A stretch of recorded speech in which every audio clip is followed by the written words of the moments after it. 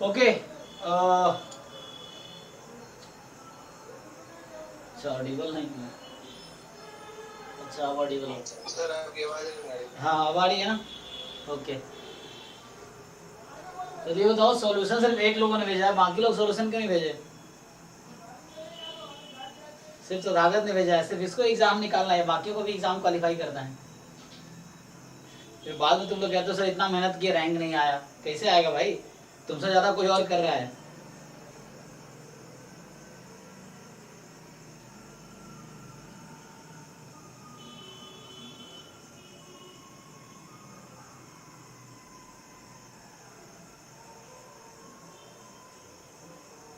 बताओ भाई बाकी लोग कौन कौन लोग हैं? अखिलेश और कौन लोग हैं? नमस्ते सर। हाँ नमस्ते, सॉल्यूशन क्यों नहीं भेजे आप लोग? सर हमने सर वो 40 के बाद क्वेश्चन ट्राई किए थे सर, तो सर उसमें क्वेश्चन हो पाए थे सर, उसके सर नहीं भेज तो पाए। कुछ ही भेजो ना, ताकि दिखे तो कुछ किए तुम, पता कैसे चलेगा। एक तो लास्ट क्लास में वो क्वेश्चन था, एक टेस्ट वाला आया था, देखो जरा इसको जस्टिफाई हो रहा है। उसमें ये था कि there exist a sequence, test में था ना ये, तो क्या था, n+1 माइनस an जो है ना। सो हाँ ये इंफिनिटी हो रही थी एंड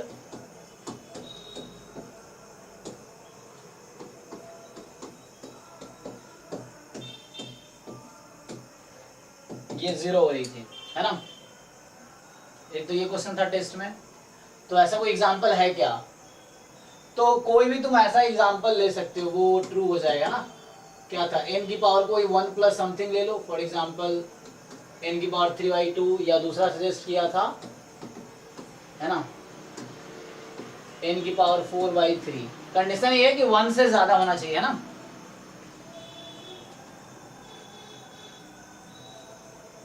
तो इसमें होता क्या, चेक करके देखो एक बारी।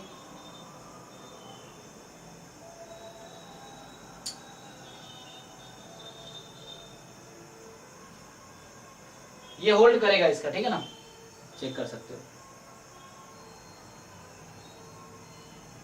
क्योंकि इसमें क्या है ना, पावर 1 से ज्यादा है, तो उसके बीच का गैप है ना वो बढ़ता चला जाएगा। और इसमें जब रूट लेते हो ना, तुम्हें ऐसा सीक्वेंस कंसिडर करना है कि रूट लेने के बाद जब तुम इसका रूट ले लोगे तो ये हो जाएगा n की पावर कितना, 3/4, है ना। तो ये 1 से कम हो गया अब, या यहाँ से रूट n लिखोगे तो ये हो जाएगा n की पावर 2/3, तो ये 1 से कम हो गया। सो 3/4 and 2/3 पावर 1 से कम है, तो इसके बीच का gap n tends to infinity पे 0 पे जाएगी, और उसके बीच का गैप इन्फिनिटी पे जाएगा। सो ये होल्ड करेगा। इनइक्वालिटी यूज कर सकते हो तुम उसके लिए।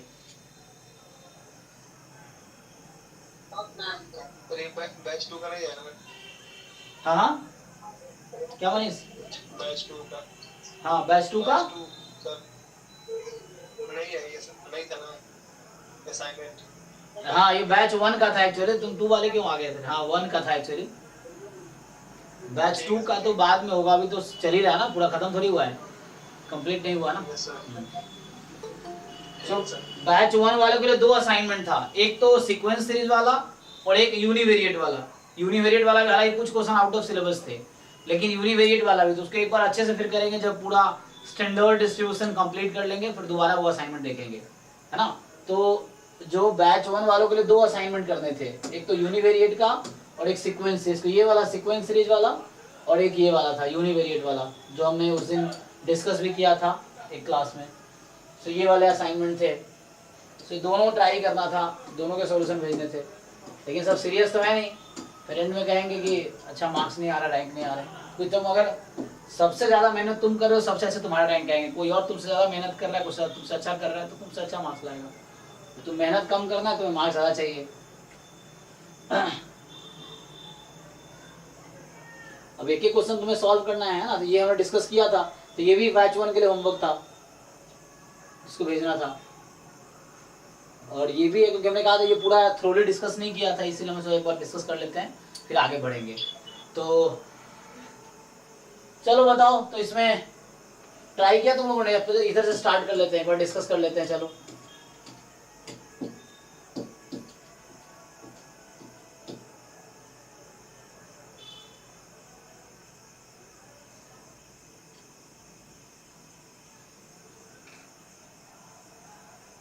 आज मंडे है ना, मैथ्स का शेड्यूल है ना। हाँ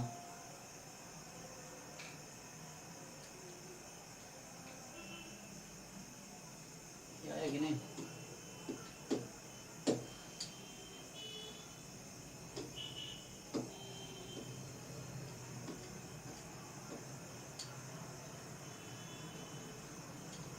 टाइम क्या हो रहा है।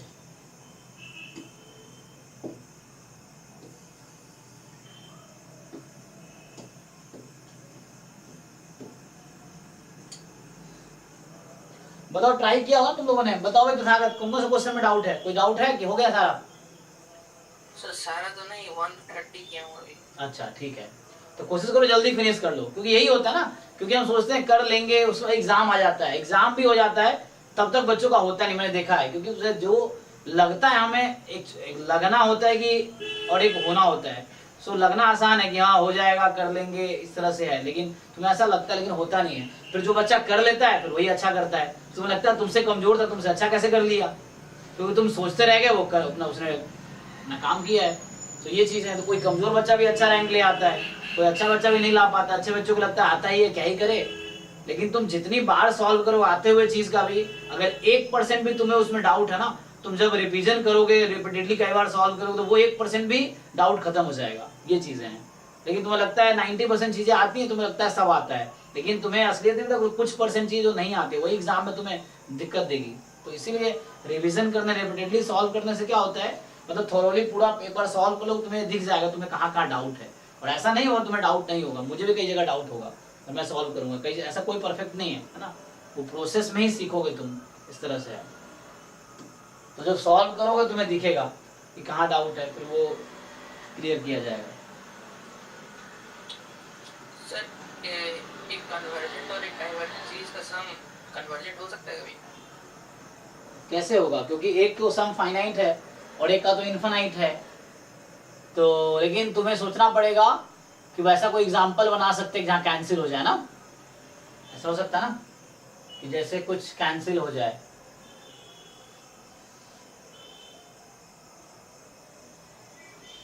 नहीं, क्योंकि वो डाइवर्जेंट ही रहेगा हमेशा, मुझे लगता है। ऐसा तो नहीं मिलना चाहिए सम में स्पेशली। हाँ, क्योंकि फाइनाइट प्लस, क्योंकि डाइवर्जेंट का मतलब उसका सम इन्फिनिटी है, तुमने उसको ऐड किया तो वो इन्फिनिटी। अगर पॉजिटिव टर्म की सीक्वेंस सीरीज है तो, है ना, दोनों सीरीज ऑफ पॉजिटिव टर्म है तब। अगर नेगेटिव है तो हो सकता है उस तरह से कुछ कैंसिल हो जाए, तो भी हो जाएगा ना। चलो इधर से बार डिस्कस कर लेते हैं। देखो फिर कर तो रखा ही है दोबारा इधर, तो पता नहीं कितना टाइम लेता है सर्च होने में। हाँ यही से स्टार्ट है। 64 में कुछ है नहीं शायद, लग रहा है, इसीलिए। अच्छा है ये आखिर में डाल।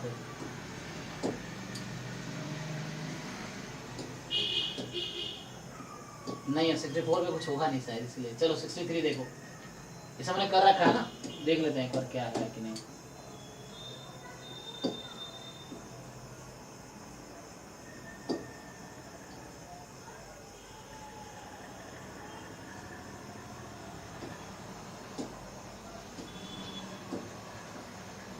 ओके, तो 63 कैसे होगा कि A and B a sequence of such that, तो आज ये डिस्कस कर रहे हैं। कल हम लोग वो स्टार्ट करेंगे, स्टैंडर्ड यूनिवेरिएट डिस्ट्रीब्यूशन जो है वो स्टार्ट करेंगे, जो नेक्स्ट सिलेबस का नेक्स्ट टॉपिक है। और है ना, तो यहाँ पे तुम्हारे पास क्या है कि A and B a sequence such that a1 की वैल्यू 1 है, 4an बराबर √5 + 16an है। So which of the following statement is true. तो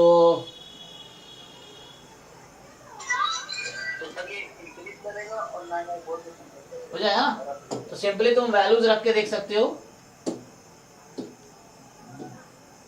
तुम कुछ वैल्यूज रख के चेक कर दो इसको, तो एक वो मिल जाएगा इंक्रीजिंग या डिक्रीजिंग है। और उसके बाद अगर इंक्रीजिंग है तो फर्स्ट टर्म 1 है, तो इसकी लिमिट देख लो क्या आएगी। तो यहाँ से 4l बराबर है ना, ऐसा कुछ इससे आ जाएगा। लेकिन पहले तुम्हें चेक करना पड़ेगा, कई बार ऐसा होता है, अब्सर्ड होता है कि वो है इंक्रीजिंग और वो लोअर a1 से कम का भी लिमिट आ गया, तो उससे ध्यान रखना पड़ेगा तुम्हें। सो इस तरीके से, सो इससे आ जाएगा, ठीक है ना, ये हो जाएगा सॉल्व। जस्ट तुम चेक कर लो और इससे लिमिट फाइंड कर लो। अच्छा, जैसे पूछा था विच of the following is true, तो मोनोटोनिक इंक्रीजिंग है, कन्वर्स कर रहा है, इंक्रीजिंग है, कन्वर्स कर रहा है ना, बाउंडेड है इससे, तो लिमिट से पता चल जाएगा तुम्हें। सर 9/4 पे सर कन्वर्ट कर रहा है। अच्छा 9/4 पे कन्वर्ट कर रहा है, ओके ठीक है, यहाँ से आ जाएगी वैल्यू, एल की वैल्यू, तो वो आ जाएगा आंसर, ठीक है। तो सीक्वेंस चूंकि 9/4 पे कन्वर्ज कर रही है तो ये कन्वर्जेंट नहीं हो सकती है ना, वो थ्योरम है कि एन की लिमिट 0 नहीं है तो सीक्वेंस कन्वर्ज नहीं करेगी, ठीक है। सो नेक्स्ट क्या है कि एन कोई सीक्वेंस ऑफ रियल नंबर है a1 + 5, तो इसमें 65 क्वेश्चन है सर। तो आगे दिखा नहीं अभी, ये पता नहीं एक सर्च, अच्छा था ना, ये था ना, हाँ ओके ओके, ये भी थोड़ा टाइम ले रहा है ये वो होने में। ये किया आप लोगों ने ये वाले क्वेश्चन 64, ये तो मैंने कराया था, रावी स्ट्रेस से आ जाएगा इसका आंसर, है ना, क्लास में इस तरह क्वेश्चन डिस्कस किए थे हमने। और इसकी ये चेक कर लो तुम उसके रूट टेस्ट से, तो ये रूट टेस्ट ये डाइवर्जेंट आएगा, आई थिंक ये कन्वर्जेंट आएगा, है ना, इस तरीके से। 65 क्या कह रहा है, ये हमने क्लास में किया था, हालांकि जब सीक्वेंसेस कर दिए क्लास में क्वेश्चन किए थे। सम निकालना है, 2 पार्ट में ब्रेक कर दो, और ज्योमेट्रिक एक में लग जाएगी और एक में सीरीज का फॉर्मूला लग जाएगा, ठीक है ना। तो ये इसको 1/4 की पावर k-1, फिर k 2 की पावर है ना, k/4 की पावर k-1। सो इसको तुम ब्रेक करोगे तो सीरीज जस्ट फॉर्मूला लग जाएगा, ट्राई करके देखो। इसे जब तक ट्राई करोगे नहीं, लिख के नहीं देखो, पता कैसे लगेगा तुम्हें आता है कि नहीं आता है, तुमसे हो रहा है नहीं हो रहा। इसमें कराओ एक एक आदमी, एक एक पर्सन लिखो और देन उसको स्कैन करके, ताकि मुझे पता था तुमने सच में किया है, वरना तुम सोचोगे बाद में कर लेंगे, बाद में कर लेंगे, बाद में कर लेंगे, वो पूरा एग्जाम आ जाएगा और नहीं होगा तुमसे, तुम करोगे नहीं इस तरह से, ठीक है। सो ये है, और 64 में क्या है कि आ नहीं रहा इतना, ये है ना, अच्छा सॉरी 64 ये है, ओके 65 ये है ना, तो ये तो हो ही गया, ये रावेस टेस्ट से हो जाएगा, ये रूट टेस्ट से कर लो, ये सीरीज का सम है, हाँ हो गया, ठीक है। ये 63 हो गया। 62 an sequence of real number है a1 + 5m, मतलब एक सब सीक्वेंस है जो 2 है, दूसरी सब सीक्वेंस 3 है, तो किया था हमने क्लास में, तीसरी सब सीक्वेंस 4, चौथी 5, इस तरह से। सो लिम्सुप ऑफ एन लिमिट, तो लिम्सुप पता ही है कि जितने भी सब सीक्वेंस है जिसकी लिमिट सबसे ज्यादा होगी, जो भी सब सीक्वेंस है तो वो ले लो, है ना। तो यहाँ पे क्या है, एक 6 है और एक क्या है 2 है, तो 8 हो जाएगा आंसर इसका। तो इसमें कुछ करने का जरूरत है नहीं, देख के बता दोगे तुम इस तरह से,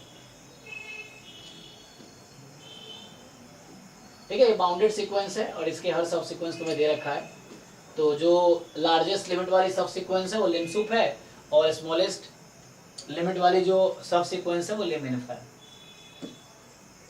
what about this, n be a sequence of real number an 1/3n है, so which of the following statement is are true। तो ये डिक्रीजिंग है, यस, तो डिक्रीजिंग है और लिमिट इसकी 0 पे जा रही है, यस, तो ये तो ट्रू हो गया, है ना। व्हाट अबाउट बी,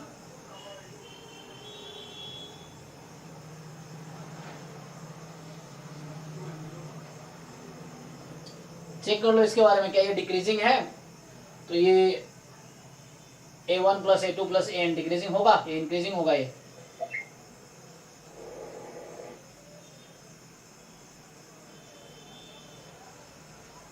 क्लास में किया होगा हमने ना क्वेश्चन। और रेडियस ऑफ यूनिवर्स निकालना आता है तुम लोगों को कि 1/r बराबर लिमिट कैसे भी कर लो, 1/3 आ जाएगी, n की पावर 1/n, तो ये 1/3 आ गई, तो r तुम्हारे 3 होगी, इस तरीके से। तो ये गलत बोल रहा है। और ये चेक कर लो a1 + a2 + an एवरेज है ना, तो लग रहा है इंक्रीज ही करेगी, क्योंकि n को तुम 1 रखोगे तो 1/3 या 2 रखोगे, सो क्या होगी 1/3 + 1/9/2, तो ये 1/3 ज्यादा 1/3 से कम होगी ना। मैं पूछ रहा हूँ ये जो है ये डिक्रीजिंग है इंक्रीजिंग है, एवरेज है ना ये, तो एवरेज क्या होगी, क्योंकि खुद ये डिक्रीजिंग है तो इसकी एवरेज भी डिक्रीजिंग होगी, यस और नो।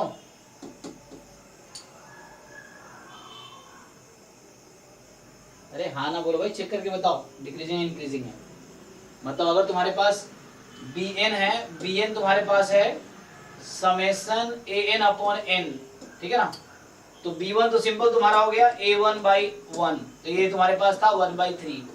B2 हो गया तुम्हारे पास A1 प्लस A2/2, तो A1 प्लस A2/2, A2 की वैल्यू कम है, डिक्रीजिंग है, तो लेस देन A1 आएगा या लेस देन B1 आएगा, है ना। तो डिक्रीजिंग है, ठीक है, ये भी कन्वर्ट कर जाएगी आई थिंक। और ओके है ना, तो उस तरह से आ जाएगा। एंड व्हाट अबाउट दिस, इसकी लिमिट क्या आएगी, तो साइन 1/n, सो n तुम्हारी जा रही है 0 पे, तो 0 पे जाएगी। But what can you say about this, an को रख दो 1/3n साइन 3n।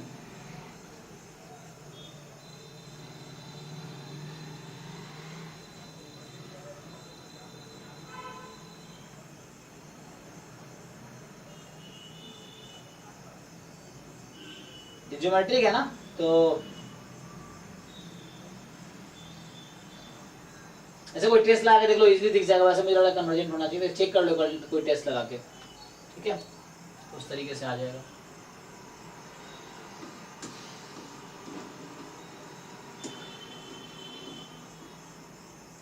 कर ले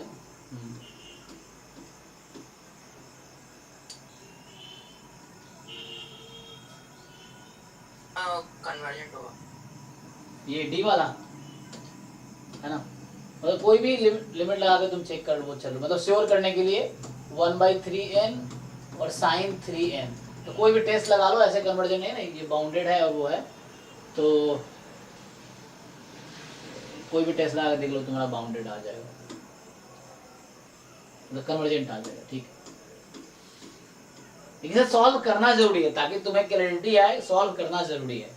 अब जो सॉल्व तुम पूछोगे, क्योंकि मैंने सिर्फ सारे क्वेश्चन सॉल्व नहीं किए मैंने, अब तुम कुछ क्वेश्चन पूछोगे, हो सकता है मुझे नहीं आता हो, तो फिर मैं भी सॉल्व करूंगा, है ना। तो मैं तो ये मान लेता हूँ, जो तुम्हें नहीं आएगा फिर वो मैं ट्राई करूंगा, अदरवाइज तुम कर सकते हो या मैं भी कर सकता हूँ ना सॉल्व। तो उस तरीके कुछ ऐसे क्वेश्चन होगा देन में ट्राई करेंगे साथ में।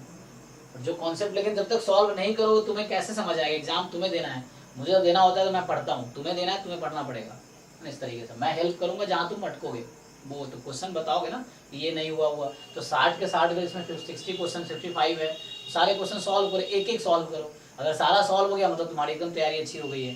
कुछ फंस रहा है तो उसको डिस्कस करो, कुछ चीजें यही है ना। तो उसमें क्या ही नया, अगर तुम्हें सारे क्वेश्चन आ रहे हैं तो एग्जाम में मतलब तुम one of the best candidate हो, तो तुम्हारा सिलेक्शन होना ही है। और तुम सॉल्व ही नहीं कर रहे, तुम गलत फहमी में हो कि तुम्हें सब आता है, पर तो ये गलत बात है।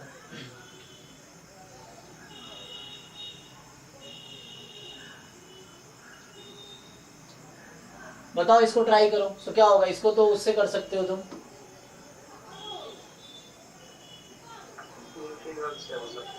हाँ इंटीग्रेशन पे भी फिट कर सकते हो इसको।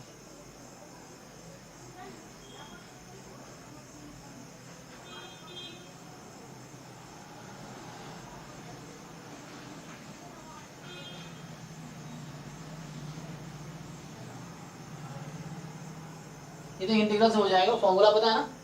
सो इसको तुम ऐसे कर लो, 6n/1/n समेशन, है ना, फिर 2 + k/n और k फ्रॉम 1 to n-1, इस तरीके से स्क्वायर। सो 6,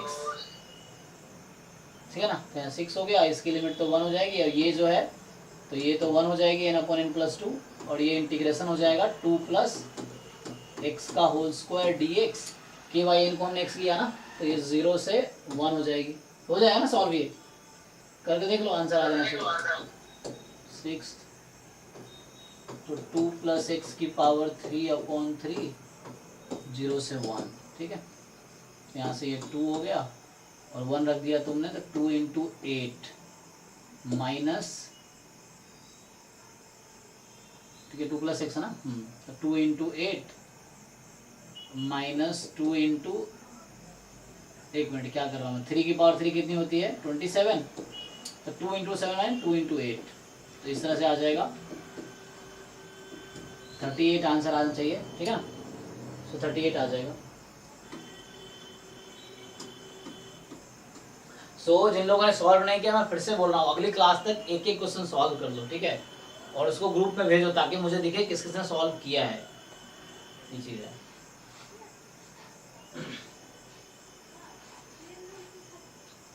ओके, नेक्स्ट क्या बोल रहा है कि A and B are sequence of non zero real numbers, then which of the following statement is true. अगर A N upon A N plus one upon A N convergent है तो क्या ए N convergent होगा? तो example लेकर try कर लो इसको, है ना, गलत दिखा दो एग्जांपल लेके अगर ऐसा है तो। जैसे मान लो मैं एन ए एन को एन ले लेता हूँ, तो ए एन प्लस, है ना, तो ए एन को अगर मैंने एन ले लिया तो यहाँ पे क्या होगा, N plus one upon N convergent तो है, एन सीक्वेंस को मैंने एन ले लिया ना, तो N plus one upon N क्या होगा, वन पे कन्वर्ट करेगी, लेकिन ए एन कन्वर्जेंट है क्या? नहीं, तो गलत हो गया। तो एग्जाम को ऑप्शन को अगर डिस्कार्ड करना है, जस्ट एग्जाम्पल काफी है। ए एन एक बाउंडेड सीक्वेंस है, ठीक है, तो कन्वर्जेंट होना जरूरी है, माइनस वन की पावर एन ले लो, है ना, तो ये भी आउट हो गया। और ए एन प्लस टू माइनस ए एन प्लस वन इस पैटर्न को फॉलो कर रहा है, तो इसका क्या नाम था, कॉन्ट्रैक्टिव सीक्वेंस। कॉन्ट्रैक्टिव सीक्वेंस कॉची सीक्वेंस होता है, कॉची कन्वर्जेंट होता है, तो यस ये ट्रू हो गया। सो कॉन्ट्रैक्टिव सीक्वेंस जो है यहाँ वन लेस देन वन है, सो कॉन्ट्रैक्टिव सीक्वेंस जो Cauchy sequence, Cauchy if and only if होता है, कॉन्ट्रैक्टिव if and only Cauchy if and only if convergent, तो उससे आ गया। देन अगर मॉड ए एन कॉसी है तो ए एन भी कॉसी होगा। बताओ, जैसे कॉसी क्या होता है, जिसके टर्म्स बहुत क्लोज हो ना, कॉसी मतलब कन्वर्जेंट, रियल सीक्वेंस की हम लोग बात कर रहे हैं, जहां भी कॉची सीक्वेंस लिखा मतलब कन्वर्जेंट सीक्वेंस लिखा है। तो कोई अगर मॉड ए एन कन्वर्जेंट है तो क्या ए एन भी कन्वर्जेंट होगा? Yes sir. अरे कैसे भाई, माइनस वन की पावर एन, अच्छा तो ये नहीं, हमें कॉसी का मतलब ये नहीं ले सकते हम, वो वाला नहीं ले सकते, क्या बोलते हैं उसे, मॉड ए एन कन्वर्ज कर रही है ना, तो ए एन भी कन्वर्ज करेगी। हाँ सर, हो जाएगा सर, जनरलाइज। लेकिन ऐसे कैसे, एक ही स्टेटमेंट ट्रू होगा, कैसे हो जाएगा? या तो सी ट्रू या डी ट्रू है।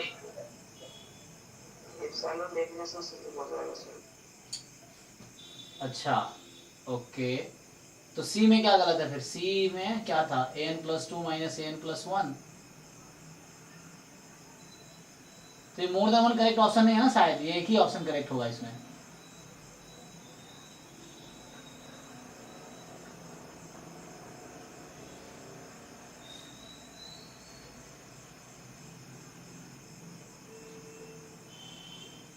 अरे यहाँ एग्जाम्पल तुम चलो माइनस वन की पावर एन ही ले लो, हाँ ठीक तो कह रहा हूँ, है ना, माइनस वन की पावर एन ही सीक्वेंस ले लो, तो इसका मॉड लिया तुमने, ये आ गया, तो ये कांस्टेंट सीक्वेंस तो कन्वर्जेंट हो गया, लेकिन ये खुद कन्वर्जेंट थोड़ी है, इसलिए डी गलत है। नहीं आएगा, देखो तुम साइलेंट डेल्टा से भी कहीं प्रॉब्लम होगी, तुम चेक करो। सो क्योंकि माइनस वन की पावर एन को मैंने ए एन ले लिया, तो इसका मॉड तो वन आ गया, मॉड तो वन तो कन्वर्जेंट कॉची है, कन्वर्जेंट है, लेकिन खुद कन्वर्जेंट थोड़ी है, ये गलत हो गया।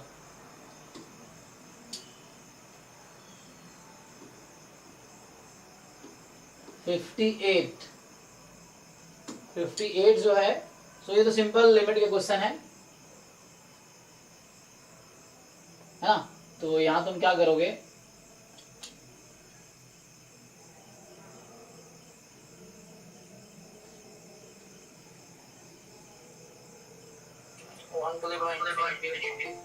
हाँ तो बस उसे फॉर्मूला लगा लो, हो जाएगा। नेक्स्ट ये क्वेश्चन है, एन तुम्हारे पास है समेशन एन चूज के, तो इसको अलग अलग कर सकते हो, इसको तुम ऐसा लिख सकते हो, समेशन एन चूज के 2/n की पावर के 1 माइनस 2/n की पावर n माइनस के from 2 to n।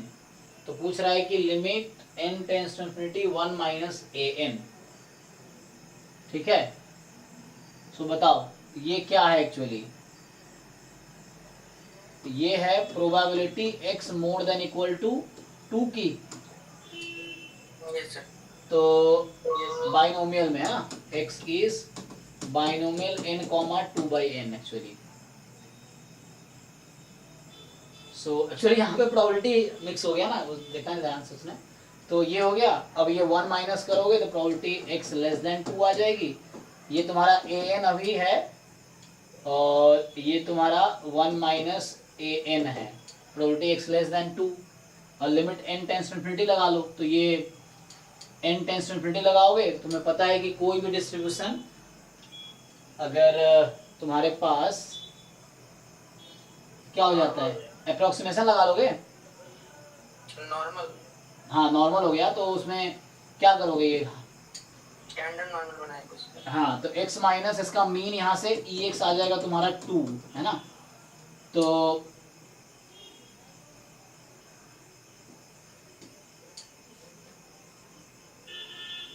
n large है ना, और ये अगर very close smallest p very small है, तो उस केस में यू विल हैव np, तो x माइनस 2 ये 0 ही हो जाएगा ना, तो सिंपली आ जाएगा x, मतलब ये 5 0 हो जाएगा, ठीक है ना, तो हाफ आ जाना चाहिए। लेकिन कुछ प्रॉब्लम आ रहा है, पॉइजन अप्रोक्सीमेशन यूज करोगे तो क्या होगा, और सर वो x लेस देन 2 होगा या लेस देन 1 होगा? वहां 2 से स्टार्ट हो रहा था ना, तो 0 और 1 पे 1 माइनस a है ना, 1 माइनस a ना, हाँ e square limit n tends to infinity 1 minus a। हाँ, तो n तुम्हारा मोर देन इक्वल टू 2 था, तो कॉम्प्लीमेंट क्या होगा इसका,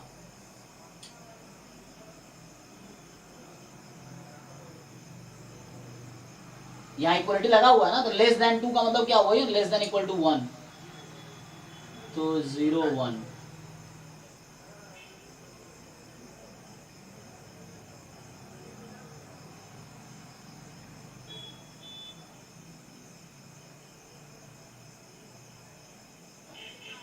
मुझे ऐसा लग रहा है इसमें ना पॉइजन अप्रोक्सीमेशन लगाना पड़ेगा, नॉर्मल नहीं। क्या कंडीशन होता है पॉइजन अप्रोक्सीमेशन और क्या कंडीशन नॉर्मल का, दोनों में क्या होता है, पढ़ाया नहीं मैंने इस टॉपिक ना। सो कब लगाते हैं नॉर्मल अप्रोक्सीमेशन, कब लगाते हैं पॉइजन अप्रोक्सीमेशन, पॉइजन जब p स्मॉल हो और n टेंड्स टू इंफिनिटी हो।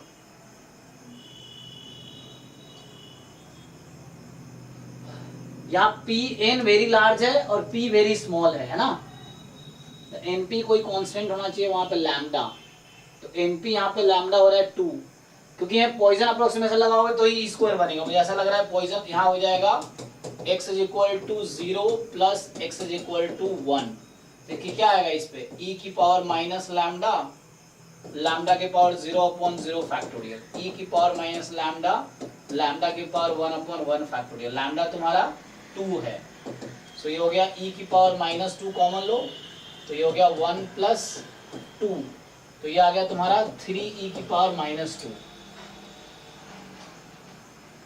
ठीक है, और e स्क्वायर से मल्टीप्लाई करोगे तो क्या हो जाएगा 3, चेक करो,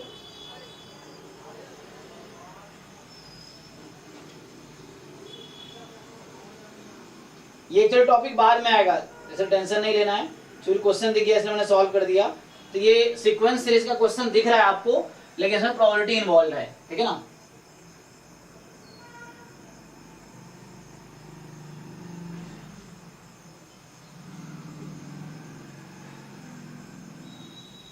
एक्चुअली नॉर्मल अप्रोक्सीमेशन के लिए क्या कंडीशन होता है कि p should not be very close to 0 और वेरी क्लोज टू 1, बीच का होना चाहिए ना, ऐसा कुछ कंडीशन है, वो देखेंगे आगे, है ना। सो बोले इसका आंसर मैच कर सकते हैं, आंसर दिया है, सो 2022 का चेक करना 3 होना चाहिए, अदरवाइज लिखा हो है। इसको डिफरेंशिएट कैसे करेंगे पॉइजन और नॉर्मल को?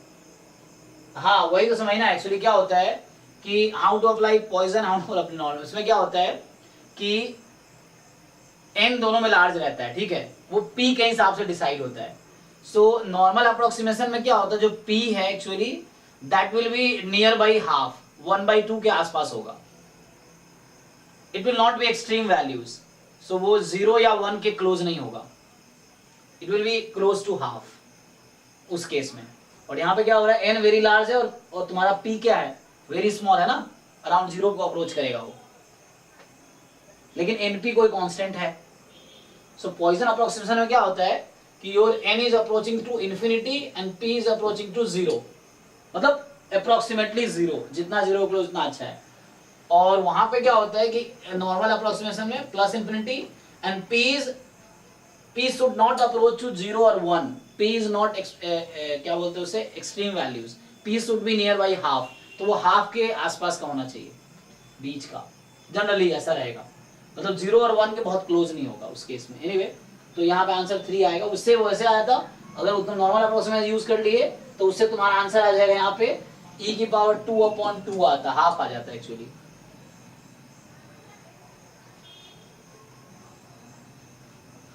है ना, तो एनीवे ये अभी पढ़ाने टॉपिक हमारे सिलेबस में ही है, पॉइजन अप्रोक्सीमेशन टू नॉर्मल, मतलब normal approximation to binomial and Poisson approximation to binomial, तो वो आगे देखेंगे। इसका 3 होगा मैच का, 2022 का क्वेश्चन है ये, 21 का ना, 2021 का है, तो एक बार आंसर मैच करना 21 के आंसर की से, हालांकि हमारे पास है, हम चेक कर सकते हैं, you just check in 2021 paper क्या आंसर है इसका, 3 होना चाहिए, अदरवाइज लिखा होता है up to 3 decimal place something, check कर लो।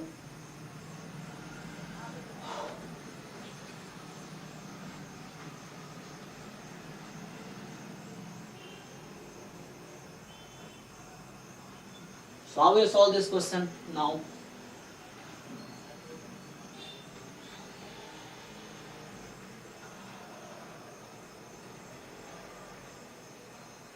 बाकी लोग कुछ बोल नहीं रहे, तुम ट्राई व्राई नहीं करके आए क्या तुम लोग? हाँ बोलो।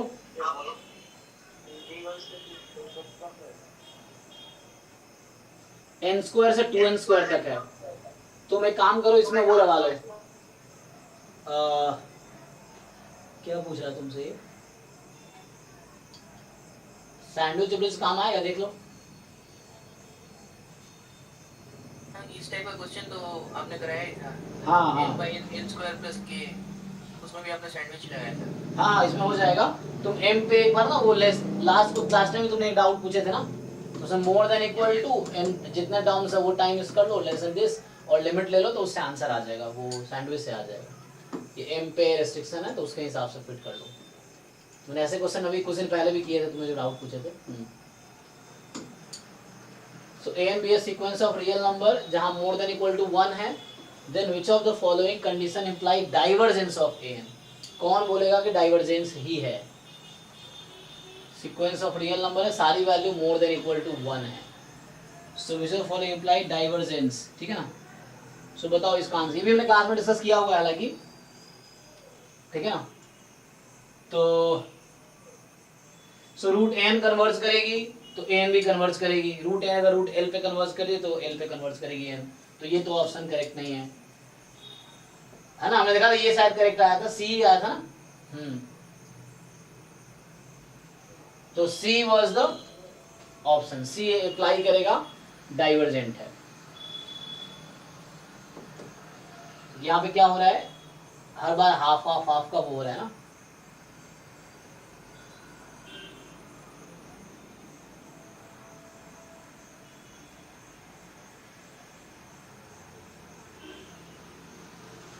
कह रहे कि तुम्हारे पास नॉन डिक्रीजिंग है, तो मतलब इंक्रीजिंग है, मान लो इंक्रीजिंग सीक्वेंस है और 1 से ज्यादा है, तो क्या डाइवर्जेंस से गारंटी देगा? जरूरी नहीं है, जैसे 1 प्लस, लेकिन इंक्रीजिंग होना चाहिए, है ना? सो नॉन डिक्रीजिंग सीक्वेंस है,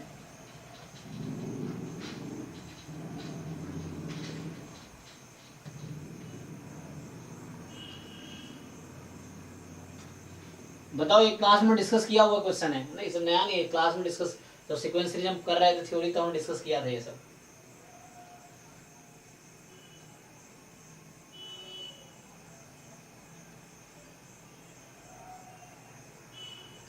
और जैसे बी एन कन्वर्ज कर रही है, इसका मतलब है कि limit of B N is 0, तो एन और एन माइनस 1 की लिमिट, तो एन और एन माइनस 1 बहुत क्लोज है, तो कॉसी हो गया, तो एन कॉसी हो गया तो कन्वर्जेंट हो जाएगा, तो इसलिए बी भी तो आउट हो गया। तो एसी में से डिसाइड करो कौन सा करेक्ट है,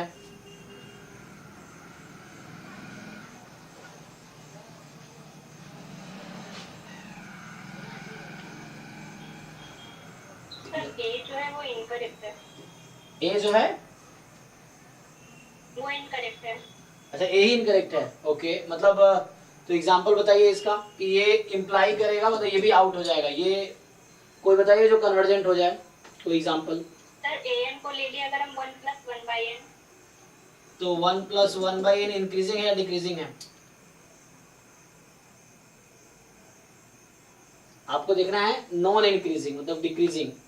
अच्छा सॉरी ओके, मैं पहले उल्टा समझ रहा था ना, ये नॉन इंक्रीजिंग है मतलब डिक्रीजिंग सीक्वेंस, तो ये डिक्रीजिंग है तो ये काम हो गया ना, तो ये भी आउट हो गया, तो ये सही है। तो ये ऐसा होगा तो वो डाइवर्जेंस को इंप्लाई करेगा।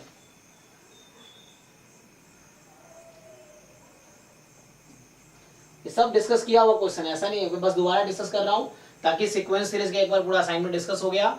बेसिक प्रोबेबिलिटी का भी आप लोगों ने कर ही रखा होगा आई होप, अगर नहीं किया है तो असाइनमेंट 4 असाइनमेंट भेजे थे मैंने ग्रुप में कल, तो चारों कंप्लीट करो है ना। उसमें उसका भी है डिफरेंशियल कैलकुलस का भी, जो कि हमारा चल ही रहा है अभी, तो कंप्लीट कर लेंगे तो उसका भी डिस्कशन एक बार कर लेंगे। लेकिन मेन जरूरी है तुम्हें सॉल्व करना जरूरी है, उसको बार बार सॉल्व करके देखो, कोई क्वेश्चन ऐसा ना हो जो तुम्हें नहीं आता हो। सो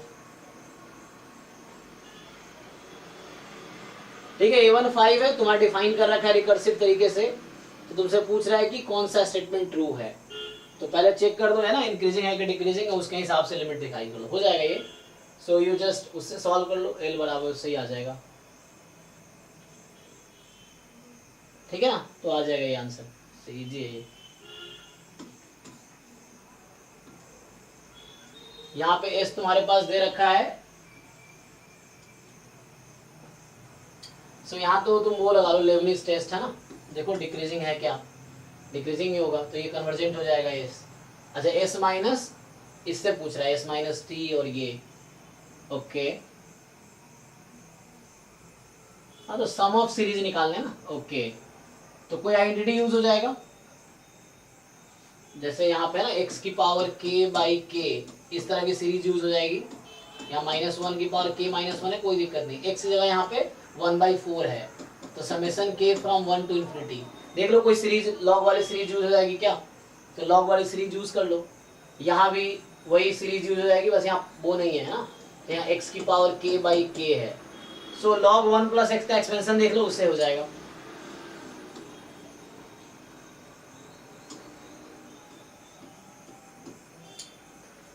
an कन्वर्जेस एब्सोल्युटली, ठीक है, जो आपके पास जो है this series an converges absolutely, then which of following series diverges, तो इसका तो हमने डिस्कस किया, मुझे याद है an अगर कन्वर्ज करेगी एब्सोल्युटली तो a2n उसी लॉजिक से कन्वर्ज करेगी, ये भी कन्वर्ज करेगी है ना, ये सब उससे आ जाएगा ना, an + 1/an, इसका मॉड लेस देन अगर 1 है ना, तो इस तरीके से इसको सॉल्व करो, इसको सॉल्व करो, वैसे ही हो जाएगा, ये भी वैसे ही हो जाएगा, दो अलग अलग पार्ट में कर दो, half into summation an, half into summation an + 1, तो ये हो जाएगा, तो ये आंसर करेक्ट है। तो यहाँ एक्चुअली यहाँ रूल ये था कि 1/log n का जो स्क्वायर है दिस सीरीज इज डाइवर्जेंट है ना, सो इसका सम इन्फिनिटी आता है, तुम चेक कर लो, तो कोई टेस्ट लगा सकते हो, इंटीग्रल टेस्ट देख लो उस तरीके से, कोई टेस्ट लगा के, तो ये डाइवर्जेंट है, इसीलिए डी वाला जो है तुम्हारा डाइवर्जेंट सीरीज है।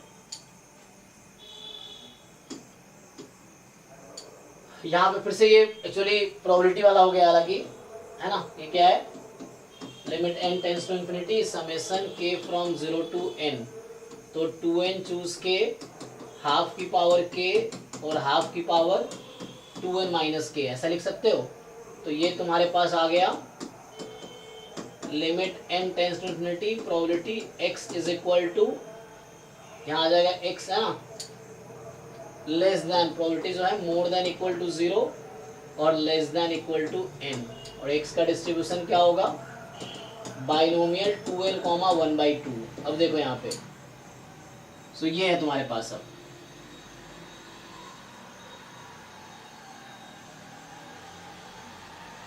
इसमें क्या लगा होगा, जिन लोगों को आइडिया है पहले से बताओ। So x less than equal to n है एक्चुअली, यहाँ देखो प्रोबेबिलिटी तुम्हारा p हाफ के आसपास, में कहा था ना कि p क्या है, हाफ के आसपास है, तो यहाँ प्रोबेबिलिटी p क्या है, हाफ के नियर है, वहां तुम्हें ध्यान दिया था ना, वहां 2n, n था, तो 2n क्या था, 2/n था, उस तरीके से कुछ था ना ऐसा, जो भी था n कॉमा समथिंग। हाँ सो उस तरीके से n कॉमा, हाँ 2/n था ना वहाँ पे, वहाँ n कॉमा 2/n था, यहाँ पे 2n कॉमा 1/2 है। सो यहाँ क्या लगाओगे, सेंट्रल लिमिट थ्योरम। तो यहाँ पे तुम माइनस कर लो, इसका मीन कितना आ जाएगा, तो यहाँ पे तुम लगाओगे नॉर्मल अप्रोक्सीमेशन 2 बाइनोमियल। तो इस केस में तुम्हारा आंसर आ जाएगा कितना आएगा, देखो मीन तुम्हारा n आएगा ना वहां से, तो n घटाओ तो प्रोबेबिलिटी z लेस देन 0, तो ये 5 जो कि हाफ आ जाएगा, तो यहाँ पे हाफ आ जाएगा। ठीक है, सो नॉर्मल अप्रोक्सीमेशन लगा दिया इस तरीके से, या ये नॉर्मल में कन्वर्ट कर लो। ठीक है,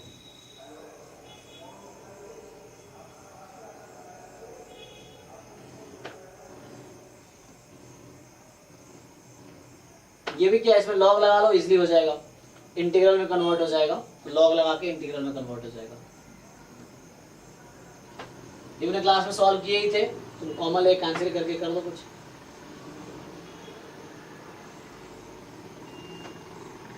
ये भी क्लास में किया था हमने कि इसके डिफरेंट सब सीक्वेंस देख लो, कुछ टर्म के बाद जो भी सब सीक्वेंस आएंगे, डिफरेंट सब सीक्वेंस देख के उससे पता चल जाएगा तुम्हें, लिम सुप लिमिन फॉर ये आ जाएगा। सो बस है ना, एन को जैसे तुम ओपन करोगे तो कुछ टर्म पर टर्म रिपीट होने लगेगी, तो you take the subsequences, so constant subsequences consider करो, तो उससे आंसर आ जाएगा। ये सब क्लास में किया हुआ क्वेश्चन है, ये सब इसमें तुम्हें टेस्ट वो लगाना है बस, जो सीरीज के टेस्ट हैं। तो टेस्ट से पहले तुम जैसे limit n tends to infinity लगा लो, तो इस तरीके से पहले वो चेक कर दो, और उसके बाद फिर जैसे मान लो ये कन्वर्ज कर लिए e की पावर -1 पे, तो ये तो ऐसे ही आउट हो गया उस तरीके से। बाकी वैसे ही टेस्ट लगा लो कोई।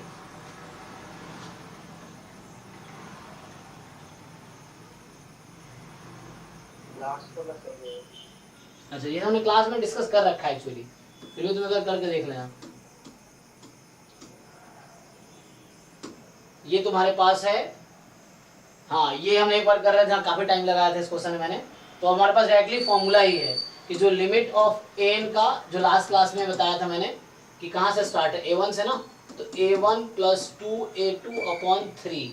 सो ये इस लिमिट का फॉर्मूला है, मतलब first term + 2 times second term upon 3, तो यहीं से आंसर आ जाएगा इस लिमिट का। सो 1 + 2 टाइम्स 7 और अपॉन में आपके पास 3 है, सो 15 बाई क्या आ रहा है, देखो एक बारी, एक मिनट, सही लिखा ये क्या था,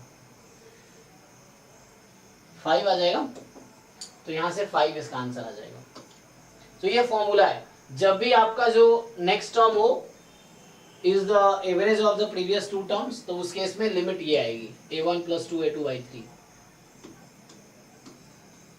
45 xn is a sequence of real number such that, तो इसका मैंने बताया था कि कोई सीक्वेंस ऑफ रियल नंबर है जिसकी लिमिट ये आ रही है। तो एक एग्जांपल से ही कर दो, तुम एग्जांपल ले लो 0.001 टाइम n, ये सीक्वेंस सेटिस्फाई कर रहा है ना, अब इसी से तुम्हें दिख जाएगा ये बाउंडेड है नहीं, अनबाउंडेड है यस, कन्वर्जेंट है, अब ये नहीं तो कन्वर्जेंट है नहीं, मोनोटोनिकली डिक्रीजिंग है नहीं, तो ये हो गया बी। ये भी सिंपल लिमिट है, तुम लिमिट के कॉन्सेप्ट लगा कर लो।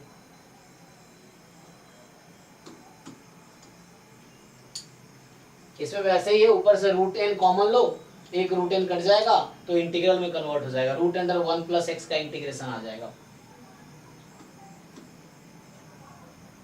यहाँ ऐसे ही है कि sequence of positive real number है, कह रहा है कि xn कन्वर्ट्स कर रहा है, ओके।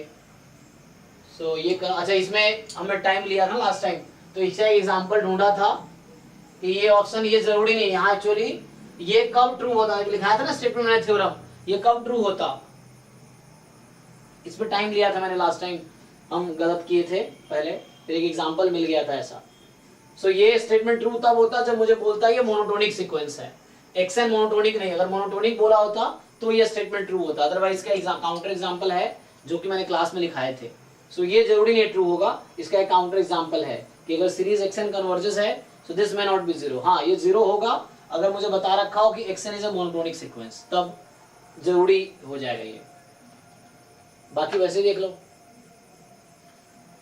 ओके, सो जैसे एक्सचेंज कन्वर्ट करी 0 पे जा रही है तो ये लिमिट तुम्हारी कहाँ चली जाएगी, 0 पे जाएगी, बस चेक करना पड़ेगा सीक्वेंस लेके।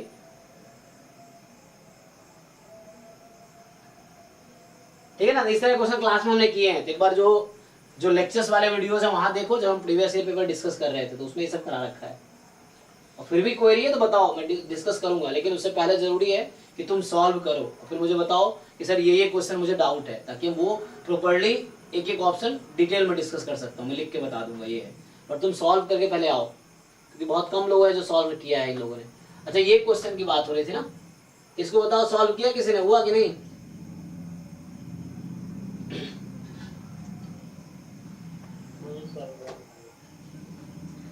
ट्राई तो मैंने भी नहीं किया, पर ट्राई कर सकते हैं, देखते हैं। 2019 का है ना। अच्छा, इससे पहले एक और क्वेश्चन था।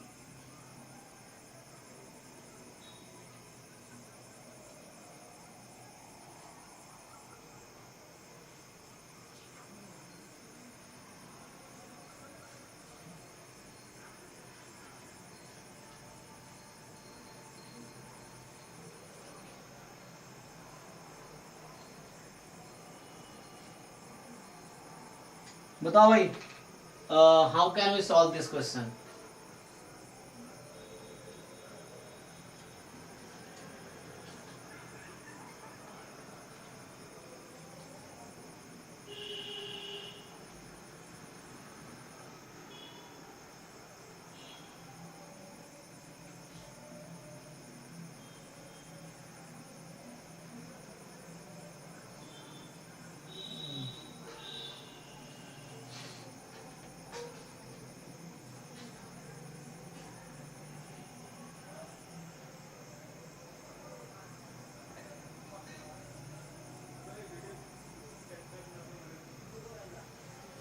अगर तुम n log n का एक्सपेंशन लिखोगे तो क्या होगा, मतलब log n का एक्सपेंशन अगर तुम लिखोगे, अच्छा अच्छा उसको मत लिखो, फिर तुम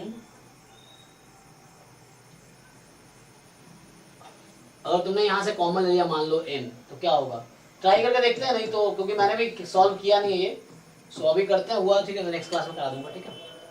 तो मैं जब ट्राई करके आऊँगा तो ऐसा है, और अपॉन में अगर तुमने मान लो n कॉमन ले लिया तो बचा 1 प्लस e बाई n, उसकी पावर n, और इस पूरे की पावर 1 बाई n, बाहर है n log n।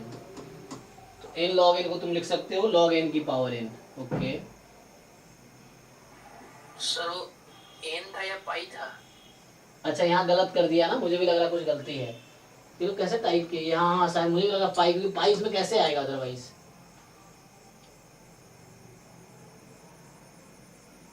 चेंज कैसे हो गया ये? तो ठीक है ना, तो पाई होगा एक्चुअली ना, तो यहाँ e बाई पाई आ जाएगा एक्चुअली। ओके, तो बाहर फिर पाई रहेगा।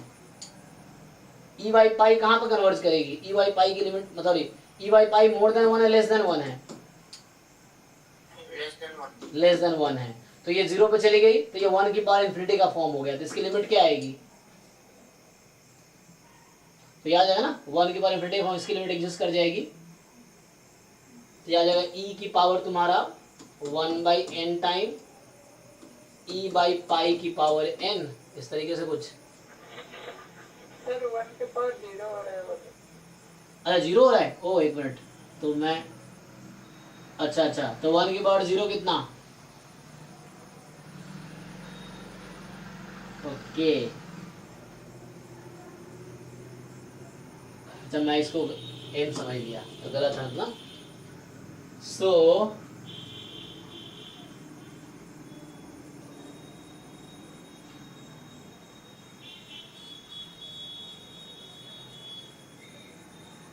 इसमें कोई रिजल्ट होगा, मुझे ऐसा लग रहा है कि यहाँ पे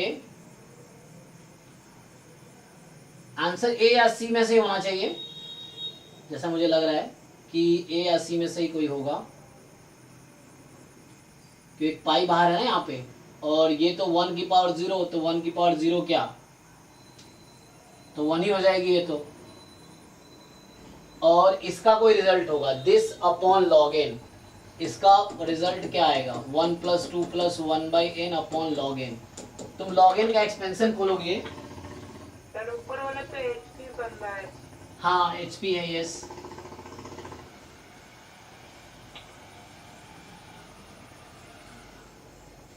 सो हार्मोनिक प्रोग्रेशन का सम क्या होता है? तो ऐसे तो डाइवर्स करती है इंडिविजुअली, लेकिन चूंकि बाकी टर्म्स, रेसिप्रोकल होता है AP का। हाँ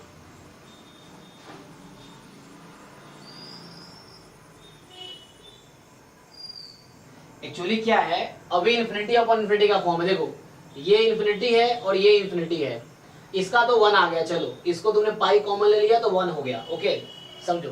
तो इसकी लिमिट तो 1 आ गई। 1 क्यों आ गई?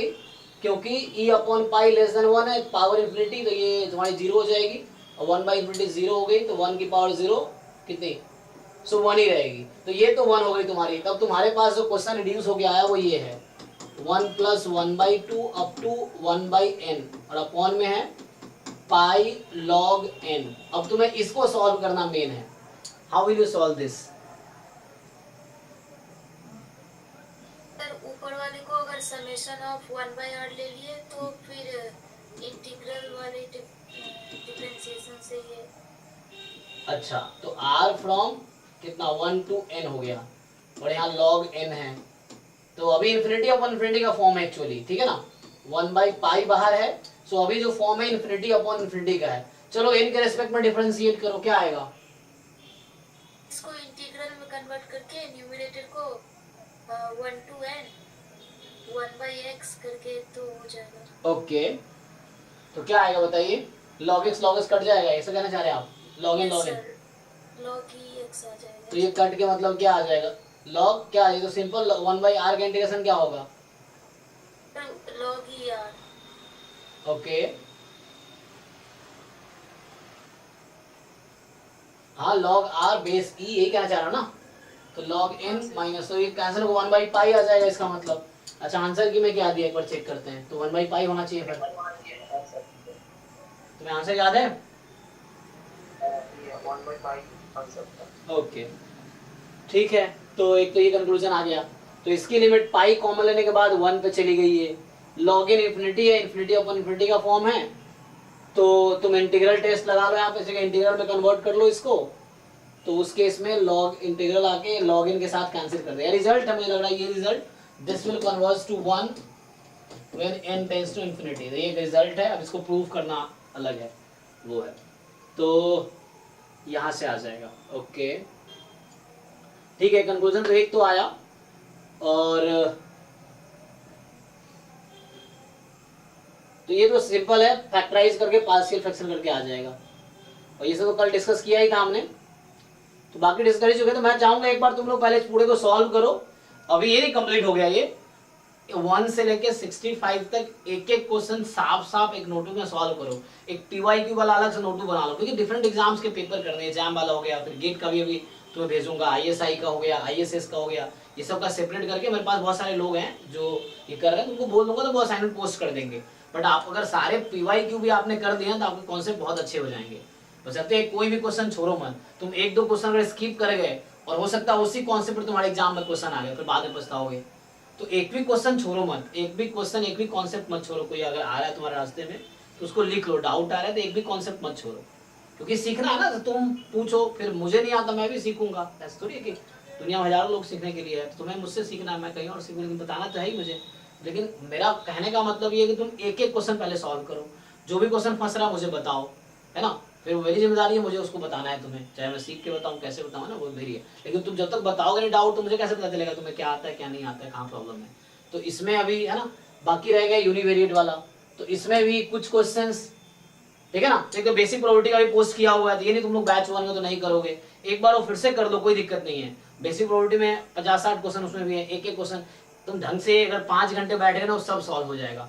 50 के 50 क्वेश्चन एक दिन में हो जाएगा, 4-5 घंटे में हो जाएगा घर पे। ये है, एग्जाम में भले 3 घंटे में करना होता है, घर पे आराम से तुम करते हो ना, ये ढंग से कर लो। 4 असाइनमेंट है, 3-4 दिन में निपटा लो।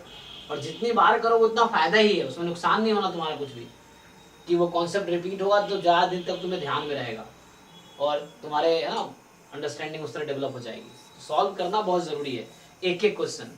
तुम टालते जाओगे, तुम्हारा नुकसान हो रहा है इसमें। नुकसान तो मेरा भी होगा, अगर तुम्हें अच्छा रिजल्ट नहीं आएगा तो मेरी भी नुकसान है, उसमें मेरा भी नुकसान है, ये चीज़ है। सो ट्राई करो, है ना। फिर ये यूनिवेरिएट वाला था, इसको भी कंप्लीट करो एक बार। ये चूंकि मैं एक बार दोबारा डिस्कस करूंगा जब एक बार हम लोग पूरा नेक्स्ट क्लास से मैं यूनिवेरिएट का थ्योरी स्टार्ट करूंगा, स्टैंडर्ड यूनिवेरिएट डिस्ट्रीब्यूशन का, ठीक है ना। तो ऐसे 4 असाइनमेंट हमने ग्रुप में पोस्ट किए हुए हैं, ये चारों यहाँ पे भी है। यूनिवेरिएट का हो गया, बेसिक प्रोबेबिलिटी का हो गया, सीक्वेंस सीरीज का था, डिफरेंशियल कैलकुलस का था। ये भी तुम ट्राई कर सकते हो, क्योंकि ऐसा नहीं तुम लोगों ने कभी पढ़ा नहीं है topics, still you can try, उसमें कोई दिक्कत नहीं। जो पिछले साल जो लोग एग्जाम दिए थे तो उनको एक तो आइडिया है ही, तो जितने क्वेश्चंस करोगे वही तुम्हें एंट्रेंस में तुम्हारा फायदा होगा उससे। थ्योरीज तो लिमिटेड है और वो क्लियर हो जाएंगी, तुम बार बार पढ़ो। थ्योरी पढ़ना जरूरी है ताकि कोई कॉन्सेप्ट मिस ना हो, बट क्वेश्चन करना उससे भी ज़्यादा जरूरी है, ताकि एंट्रेंस में तुम क्वेश्चंस प्रैक्टिस करके तुम्हें एग्जाम में क्वेश्चंस ही आने हैं। अब बताओ अभी क्या करना है आगे, कुछ डाउट्स पूछने, क्या करना है तुम, है ना। ये 4 असाइनमेंट है, यूनिवेरिएट का, सीक्वेंस सीरीज का, बेसिक प्रोबेबिलिटी का, डिफरेंशियल कैलकुलस का। तुम ये सब भी ट्राई कर सकते हो। मान लो जो डिफरेंशियल कैलकुलस अभी तक हमने पढ़ा है, अगर उसमें हम क्वेश्चंस देखें, चलो अभी जैसे ये डिस्कस कर ले मान लो, तो जैसे क्वेश्चन है जो हमने अभी तक पढ़ा है उसमें देख लो एक बारी, है ना। सो पहला क्वेश्चन है, find the number of real root of the polynomial. क्या ये बता पाओगे तुम लोग?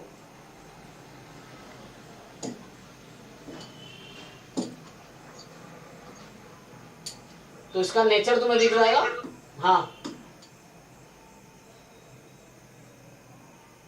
पहले क्वेश्चन का आंसर बताओ, कैसे फाइंड करोगे? क्योंकि ये different simple one variable calculus हमने अभी किया है, तो उस पे ये दूसरा क्वेश्चन वन वेरिएबल कैलकुलस का है, तीसरा भी वन वेरिएबल कैलकुलस का है। चलो इसको जरा डिस्कस करते हैं फिर, क्योंकि जो टॉपिक हमने कर रखा है उस पे। फोर्थ वाला भी वन वेरिएबल का ही है, फिफ्थ वाला वन वेरिएबल का ही है, तो होने चाहिए ना। चलो पहला क्वेश्चन ट्राई करके देखते हैं, तुम लोग ट्राई करके बताओ मुझे आंसर।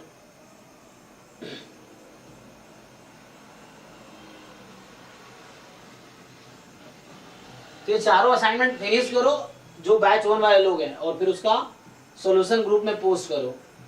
ये एटलीस्ट खुद के साथ अगर ऑनेस्ट हो तो कोई दिक्कत नहीं है। अगर तुम ऑनेस्टली ट्राई कर रहे हो, सारे क्वेश्चन कर रहे हो, तो तुम्हारा रिजल्ट अच्छा होगा। जो मेहनत करेगा उसी का रिजल्ट अच्छा होगा, जो सॉल्व कर रहा है। यही सब एग्जाम में आने, कुछ नया आना नहीं है, किसी कॉन्सेप्ट पे क्वेश्चन है। अब fx वगैरह का f' निकालो जरा, क्या आएगा? तो 5x4, ठीक है ना, प्लस 3x² माइनस 2, ये हो गया। अब इसको फैक्टराइज कर लो जरा, 5 दूने 10, कितना हो जाएगा? 5x⁴ और 3 का डिफरेंस है ये, तो plus 5x² minus 2x² minus 2, 5x² common ले लो तो x² प्लस 1 माइनस 2 कॉमन ले लो, x² प्लस 1, तो 5x² माइनस 2 nx² प्लस 1, ठीक है ना। देखो मैं एक्सपीरियंस से बता रहा हूँ, तुम लोग भले हो, पिछले साल मेरे पास बहुत अच्छे अच्छे बच्चे थे, गेट में स्पेशली, गेट में IIT बॉम्बे से MSc कर रहे थे 3 बच्चे ऐसे थे। कानपुर वाले 2 स्टूडेंट थे, नाम भी बता दूंगा कहोगे तो। सो वो थे मतलब वो लोग भी थे। अभी देखो कुछ बच्चे हैं, जैसे त्रिशा थी, पंजाब यूनिवर्सिटी से MSc कर रही थी, उसका अभी गेट में रैंक मुझे याद नहीं है, लेकिन उसका अभी IIT रोपर में एडमिशन हुआ है PhD स्टैटिस्टिक्स में, आज ही उसने फ़ोन किया था। तो ऐसा वो गेट स्टैट्स, पिछले साल गेट स्टैट्स के बेस पे उसने IIT तिरुपति में एडमिशन, IIT रोपड़ में एडमिशन लिया PhD स्टैट्स में, गेट के रैंक पे। एक और वो तो अर्पण है, अर्पण का चूंकि तो IIT का स्कीम है कि IIT में अगर तुम्हारा 8+ CGPA है तो बिना नेट गेट का भी एडमिशन हो जाएगा PhD में, रिटन इंटरव्यू देना पड़ता है। तो अर्पण का भी हुआ है IIT गुवाहाटी में। तो ये 2 लोग हैं जो पिछले साल गेट बैच में थे एक्चुअली। तो इस तरह से, तो कहने का मेरा मतलब ये, और इनसे अच्छे बच्चे भी थे जो IIT कानपुर से, अभी वो तैयारी कर रहा है गेट की, इस बार भी कर रहा है। पिछले बार IIT कानपुर से MSc करने के बाद वो अभी भी नेट गेट की तैयारी कर रहा है, क्योंकि उसका कहीं PhD में होगा, उसका इंटरेस्ट PhD में होगा। ना नेट निकला ना गेट निकला पिछले साल। तो ऐसे बच्चे भी, अगर कानपुर पहुंचा हो तो अच्छा रैंक रहा होगा उस समय, फिर भी अभी नहीं कर पा रहे। क्यों? क्योंकि उनको ओवर कॉन्फिडेंस, उन्हें सब आता है और एग्जाम में फिर आता ही नहीं है, क्योंकि वो गलतफहमियां थी ना। तुम सॉल्व करके देखे नहीं, तुम्हें लगता आता है, हो जाएगा, एग्जाम में जब कर रहे तो हो ही नहीं रहा, क्योंकि पूरे साल तो किया नहीं तुमने, तुम्हें लगता रहा कि आता है। इस तरह कई सारे बच्चे थे। सेम यहाँ पे हमारे पास बॉम्बे में जो बच्चा था, वो सब IIT बॉम्बे से MSc कर रहा है, क्योंकि सबका प्लेसमेंट इंटरेस्ट नहीं होता ना, उसको होता है PhD ही करनी। हम जैसे बच्चे हैं PhD ही करनी है उनको, तो वो जॉब में नहीं जाते फिर। लेकिन बाद में क्या होता है, उनसे नेट गेट भी निकलता, क्योंकि उनको फिर ओवर कॉन्फिडेंस रहता है। तो जब तक तुम अगर तैयारी करो तो ऑनेस्टली तैयारी करो, एक एक क्वेश्चन को सॉल्व करके देख लो, अगर लगता आता है तो सॉल्व करके देख लो ताकि वो गलतफहमी ना रह जाए, ये चीज है। सो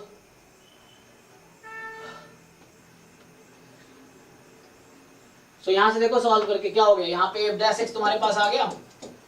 अब f डैश x को 0 पुट करोगे तो x की क्या क्या वैल्यू आएगी। सो जब आप f डैश x को 0 पुट कर रहे हो x की 2 वैल्यू आ रही है ना प्लस माइनस 2/5 जी, तो x की वैल्यू आ गई प्लस माइनस 2/5। अब आपके पास दो क्रिटिकल पॉइंट है। ऐसे देखो ये 5 डिग्री का पॉलिनोमियल है, तो 5 डिग्री का पॉलिनोमियल है तो इसमें एक रियल रूट होगा या 3 रियल रूट होगा या 5 रियल रूट होगा, क्योंकि आपको पता है ये कॉम्प्लेक्स रूट एक तो हो नहीं सकता, एक होगा तो उसका कॉन्जुगेट भी होगा। अगर a प्लस आयोटा भी एक रूट है तो a माइनस आयोटा भी एक रूट होना ही है। तो कॉम्प्लेक्स रूट हमेशा पेयर में आते हैं। तो इस क्वेश्चन में बोला है कि नंबर ऑफ रियल रूट, तो या तो एक होगा या 3 होगा या 5 होगा, इनमें से आंसर आएगा। आपको डिसाइड करना है कि रियल रूट एक होंगे या तो इसमें या 3 होंगे या 5 होंगे। 2 4 नहीं हो सकता रियल रूट, क्योंकि कॉम्प्लेक्स रूट हमेशा पेयर में आता है। तो एक कॉम्प्लेक्स रूट होगा तो एक और आएगा साथ में, तो 2 कॉम्प्लेक्स रूट या 4 कॉम्प्लेक्स रूट होंगे। तो इस तरह से अब डिसाइड करना आपको कि एक रियल रूट है, 3 है या 5 है। तो मैंने पहले क्या किया, मैंने क्रिटिकल पॉइंट निकाल लिया कि ये 2 क्रिटिकल पॉइंट है। अब देखो आप, तो मैं रफली इसका ग्राफ बनाने की कोशिश करूंगा एक्चुअली। तो चूंकि और डिग्री का पॉलिनोमियल है तो क्या होता है, x tends to plus infinity तो फंक्शन प्लस इंफिनिटी हो जाएगी, x tends to minus infinity तो फंक्शन माइनस इंफिनिटी हो जाएगी। तो इसका मतलब है कि x जब माइनस इंफिनिटी तो function minus infinity, x plus infinity इस तरह। तो एक रूट तो पक्का होगा, है ना, किसी भी और डिग्री का पॉलिनोमियल का एक रूट तो पक्का होगा, है ना। So it will have at least one real root for sure। और डिग्री का पॉलिनोमियल है तो एक रूट तो हमेशा होना है। अब हमें 3 5 के लिए चेक करना है। सो यहाँ 2 क्रिटिकल पॉइंट है, एक है 2/√5 और एक है -2 मतलब 2/√5, है ना, इस तरह से 2/5 का माइनस में रूट है। और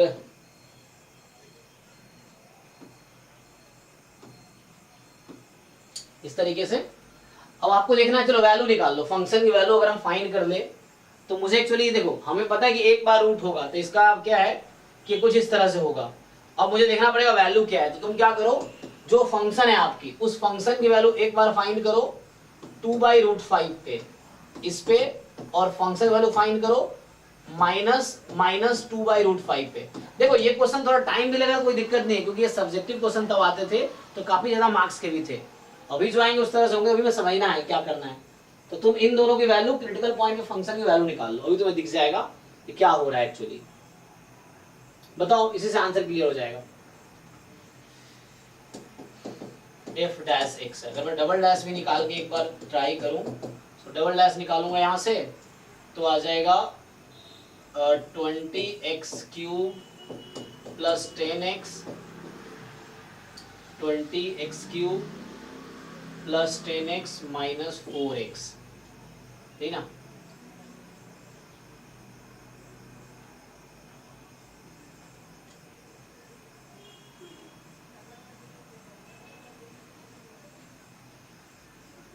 मैं क्या किया, एक मिनट यहाँ गलती हुआ ना, ये मैं इसको क्यों डिफरेंशिएट फॉलो कर लेता हूँ।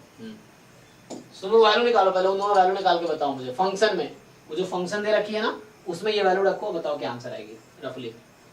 तो मेनली मेरा इंटरेस्ट ये देखने में है कि पॉजिटिव आएगी कि नेगेटिव आएगी, एक्चुअली ये देखना है कि मेरा जो कर्व है ऐसे जाएगा, अब यहाँ से नीचे आ जाएगा या ऊपर से आएगा, ये डिसाइड करना है आपको। फिर यहाँ पे कर्व ऐसे जाएगी या फिर ऊपर से ही चली जाएगी, ये देखना है हमें।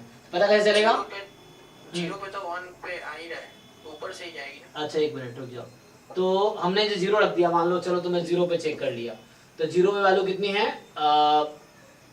तुम्हारे पास 0 पे आ गई 1, है ना, तो 1 है, माइनस इंफिनिटी है, प्लस इंफिनिटी है। तो अब तुम्हें डिसाइड करना है ना, तो कितनी, मतलब नंबर ऑफ रियल रूट का मतलब क्या है, कितने बार ये एक्सेस को कट कर रही है, यही ना। तो अभी तुम एक बार चेक कर लो ना, मतलब ये बोल रहा हूँ, तो वैल्यू कर या तो निकाल के देख लो या एक काम करो, साइंस की बना ले फर्स्ट, मतलब ये भी तुम चेक कर लिया कि कहाँ से इंक्रीजिंग कहाँ डिक्रीजिंग है, तो भी काम हो जाएगा। अरे एक बार तो कट होगा, बट तुम्हें देखना है एक बार कट होगा, 3 बार या 5 बार।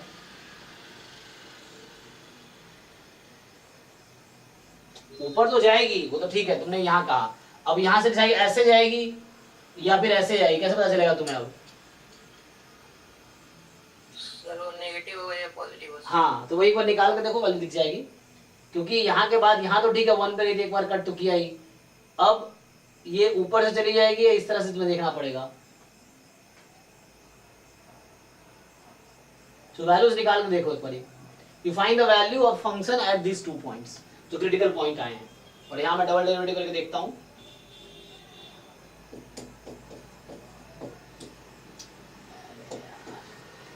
तो ये हो गया 6x प्लस 6x, तो यहाँ से तुम कॉमन ले लोगे तो है ना, यहाँ से हो गया 2x कॉमन ले लिया, तो बचा क्या हमारे पास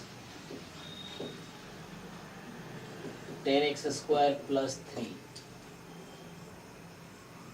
ओके, तो x जब पॉजिटिव है तो ये पॉजिटिव रहेगा, और x जब नेगेटिव है तो नेगेटिव रहेगा। ओके, तो डबल डेरिवेटिव पॉजिटिव है, x पॉजिटिव पे,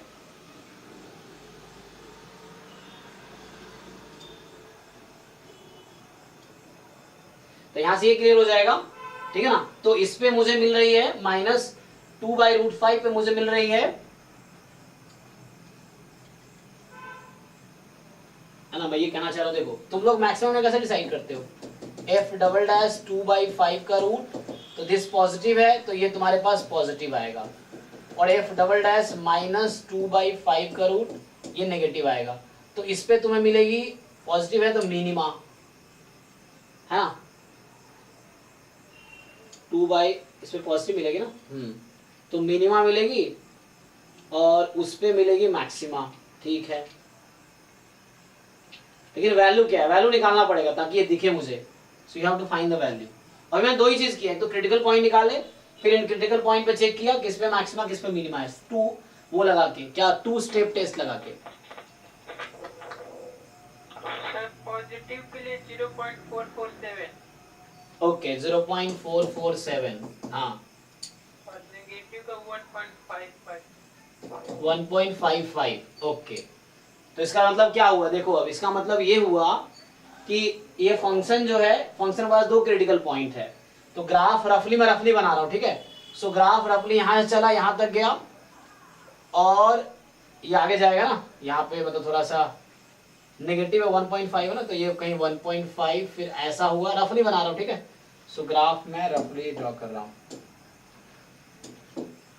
सो इस तरह से ग्राफ होगा इसका कि यहाँ तक गया, फिर अब देखो इसमें वैल्यू कितनी है, पॉजिटिव रह गई, तो ये इसका ग्राफ है एक्चुअली, ठीक है। इसके पास 2 क्रिटिकल पॉइंट है, क्रिटिकल पॉइंट पे क्या होता है, फंक्शन का नेचर चेंज होता है, मतलब इंक्रीजिंग से डिक्रीजिंग या डिक्रीजिंग से इंक्रीजिंग होगा। सो हमने 2 क्रिटिकल पॉइंट निकाले, अब √2 डबल डेरिवेटिव से पॉजिटिव है तो इस पॉइंट पे मिनिमा मिल रहा है, yes local minima. Double derivative negative वाले पे नेगेटिव है, तो इसका मतलब मुझे मैक्सिमम मिल रहा है इस पे, यस।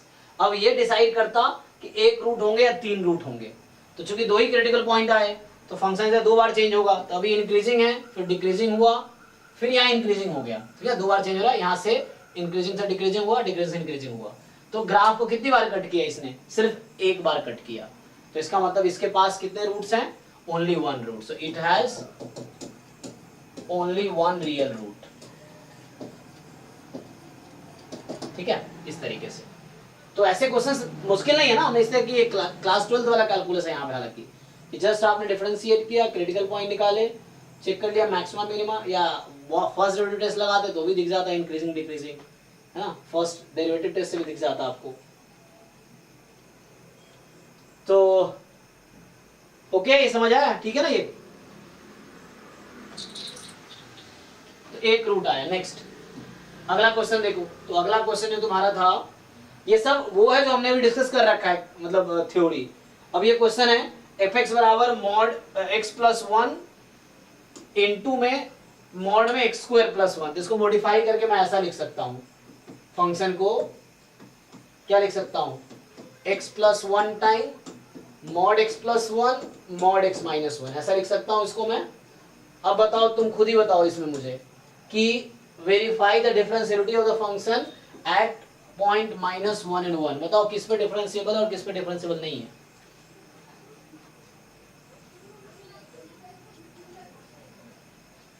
देख के बता सकते हो, तुम्हें आइडिया है वो कॉन्सेप्ट का, देख के पता चल जाएगा। हालांकि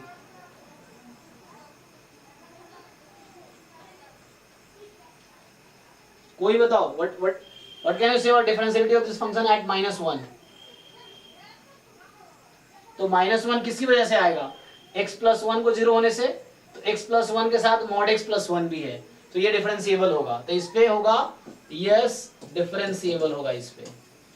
1 पे सिर्फ mod में x - 1 है, तो ये इसकी वजह से, क्योंकि अकेला है ये, तो नॉट डिफरेंशिएबल एट 1। डायरेक्टली पता चल जाता है ना, जैसे सिर्फ mod x है तो x पे डिफरेंशिएबल नहीं है, x mod x है तो डिफरेंशिएबल होगा। आप चेक कर सकते हो इसका डिफरेंशिएबिलिटी लगा के। So this function is not differentiable at 0, this function is differentiable at 0। How to decide? तो you simply find f'0 by definition in both cases. तो आप f'0 निकालो डेफिनेशन से, तो आपको दिख जाएगा ये डिफरेंशिएबल है, ये नहीं है। तो उसी लॉजिक से x + 1 पे डिफरेंशिएबल है, x - 1 पे नहीं होगा। आप चेक कर लो, है ना, वैसे चेक कर सकते हो आप ये चीजें। यहाँ पे देख लो, ये क्वेश्चन है, ये अच्छा क्वेश्चन है एक्चुअली। fx बराबर, ये हालांकि ये क्लास 12th में भी ये क्वेश्चन है। सो fx बराबर 3 टाइम x - 2 की पावर 2/3 माइनस x - 2। x यहाँ क्लोज इंटरवल 0 से 20 है, तो ये ग्लोबल या एब्सोल्यूट मैक्सिमा मिनिमा की बात करेगा, जो रिसेंटली हमने पढ़ा है। तो यहाँ क्या बोल रहा है कि x0 y0 be the point of global minima and global maxima in the function interval this. तो बताओ मुझे कि x0 पे मिनिमा है, y0 पे मैक्सिमा है। यस, सो x0 पे मिनिमा है, y0 पे मैक्सिमा है, तो फंक्शन के मिनिमम और मैक्सिमम वैल्यू का सम बताना है। तो ये मुश्किल है क्या? इस तरह क्वेश्चन हमने किए नहीं है, तो क्लास में किए ऐसे क्वेश्चन हमने हालांकि। सो देखो एक बार सॉल्व कर लेते हैं इसको। तो इस तरह क्वेश्चन अगर एग्जाम में गलत करके आओगे तो पक्का सिलेक्शन नहीं होगा, क्योंकि ये वो क्वेश्चन है जो हर बच्चा करता है, डिफिकल्ट कोई नहीं करता है ना। तो आसान क्वेश्चन अगर तुम छोड़ोगे तो दिक्कत है। सो यहाँ से क्या है, और मैथ से नफरत करने की जरूरत है। स्टैट्स वाले बच्चे सोचते मैथ को इग्नोर करते हैं, अच्छे रैंक के लिए मैथ जरूरी है, करना पड़ेगा और इसे इजी है। सो आप सीधा सीधा f' निकाल लो यहाँ से। तो f' निकालोगे 3 टाइम 2/3 x - 2 की पावर 2/3 -1 -1 आ जाएगा। इसको सिंप्लीफाई कर लो ठीक से। तो 2 टाइम x - 2 की पावर -1/3 -1, ये वही कॉन्सेप्ट चेक कर रहा है आपको। तो यहाँ से आ गया 2/x - 2 की पावर 1/3 -1। बताओ इस फंक्शन के क्रिटिकल पॉइंट्स क्या क्या हैं? एक तो पहले चेक करोगे कि किस पॉइंट पे डिफरेंशिएबल नहीं है। तो ये अगर x की वैल्यू 2 हो गई तो क्या होगी? It is not differentiable. तो f'2 does not exist, f'2 does not exist, इसीलिए x बराबर 2 एक क्रिटिकल पॉइंट है, is a critical point. And दूसरी बात, जिन पॉइंट पे डिफरेंशिएबल है उसको 0 पुट कर दो। तो 2/x - 2 की पावर 1/3 इक्वल टू 1 आ जाएगी। सो x - 2 बराबर 8 आ जाएगा, ठीक। तो x बराबर 10 आ जाएगा। तुम क्या 1 कैसे कह रहे थे? तो x बराबर 2, x बराबर 10, यही ना, ये 2 है। हाँ, सो यहाँ पे 2 क्रिटिकल पॉइंट है। You have 2 critical points, 2 and 10। अब जब आपके पास 2 क्रिटिकल पॉइंट्स आ गए, सो ग्लोबल मैक्सिमा कॉन्सेप्ट ये होता है कि अगर किसी क्लोज इंटरवल में फंक्शन डिफाइंड हो तो you consider critical points as well as the end points. तो क्रिटिकल पॉइंट्स उस इंटरवल में होने चाहिए, तो वो तो है। तो आपके पास पॉइंट्स हैं 2, 10, 0, 20। These 4 points you have to consider for the global maxima or global minima. Now one by one you find the value of original function at each point, critical point or end point. The one which has the highest value is the global maxima, the one which has lowest value is the global minima. Simple. So you find f0। सबसे पहले आसान से start करते हैं। तो f0 करोगे तो आएगा 3 टाइम -2 की पावर 2/3 माइनस, तो +2 हो जाएगा। 0 फाइंड कर रहा हूँ, ठीक है। सो 3 टाइम -2 का स्क्वायर प्लस हो जाएगा, तो 4 की पावर 1/3 ऐसा रहेगा, +2। ये तुम डेसिमल से कैलकुलेट कर सकते हो, इसको कैलकुलेटर अलाउड रहता है, यू फाइंड यूजिंग कैलकुलेटर। ऐसे ही f(2) निकालो, f(10) निकालो और f(20) निकालो, ठीक है। ये सब जो फाइंड कर रहे हो फंक्शन की वैल्यू डिफरेंट पॉइंट्स पे, which are either critical point और एंड पॉइंट्स। एंड पॉइंट कब कंसीडर करते हैं? जब क्लोज इंटरवल दिया हुआ हो। अब इन चारों में जो लार्जेस्ट आएगा that is the global maxima, जो स्मॉलेस्ट आएगा ग्लोबल मिनिमा। ये फाइंड करके देख लो, यही कॉन्सेप्ट है। कैलकुलेटर अलाउड है तो यू कैन यूज कैलकुलेटर, तो उससे आंसर आ जाएगा, फिर सम कर लेना, ये भी इजी है। नेक्स्ट, अब मान लो ये क्वेश्चन आया फोर्थ क्या है, x mod x minus 1, so which of the following statement is true. Similar जो कॉन्सेप्ट अभी ऊपर बताया उसी कॉन्सेप्ट ये भी क्वेश्चन आ गया। ये बोल रहा है कि function is not differentiable at 0 and 1, गलत बात है। एक्स मॉड एक्स है तो ये डिफरेंशिएबल होगा एट एक्स बराबर 0, ये मॉड एक्स माइनस 1 है so not differentiable eight x बराबर 1, जो इसका क्रिटिकल पॉइंट डिफरेंशिएबल नहीं होगा, इसको चेक कर सकते हैं हम लोग। तो सिंपल आ गया हमारे पास आंसर कि not differentiable at 1 and differentiable at 0, B, ठीक है ना। तो ये थोड़े से कॉन्सेप्ट है जो आपको याद होने चाहिए। अब यहाँ पे देखो ये क्वेश्चन है तुम्हारे पास, कह रहा है कि एफ एक्स ये फंक्शन है और f dash number of distinct real root of the equation. अब तुम डेरिवेटिव को 0 पुट करो, बताओ कि कितने पॉइंट पे ये 0 है। मतलब कहना चाह रहा है कि f dash x is equal to 0 है, तो एक्स की कितनी वैल्यू आएंगी, ये पूछना चाह रहा है कि एक्स की कितनी वैल्यू पे एफ डैश एक्स 0 होगा, बताओ। So how will you decide? 4 ही तो वैल्यू हो सकता है। कैसे? अब देखो ध्यान से, ये पॉलिनोमियल फंक्शन है ना, अरे फंक्शन का नहीं पूछ रहा है, डेरिवेटिव का पूछ रहा है ना। चेक कर लेते हैं फिर, रुक जाओ। सो 1 2 3 4 5, तो ये जो फंक्शन पॉलिनोमियल फंक्शन है ना, तो पॉलिनोमियल फंक्शन है तो एक्चुअली 0 है इन पॉइंट्स पे, ओके। तो इसका ग्राफ कैसा होगा, ये डिग्री 5 का है अगेन,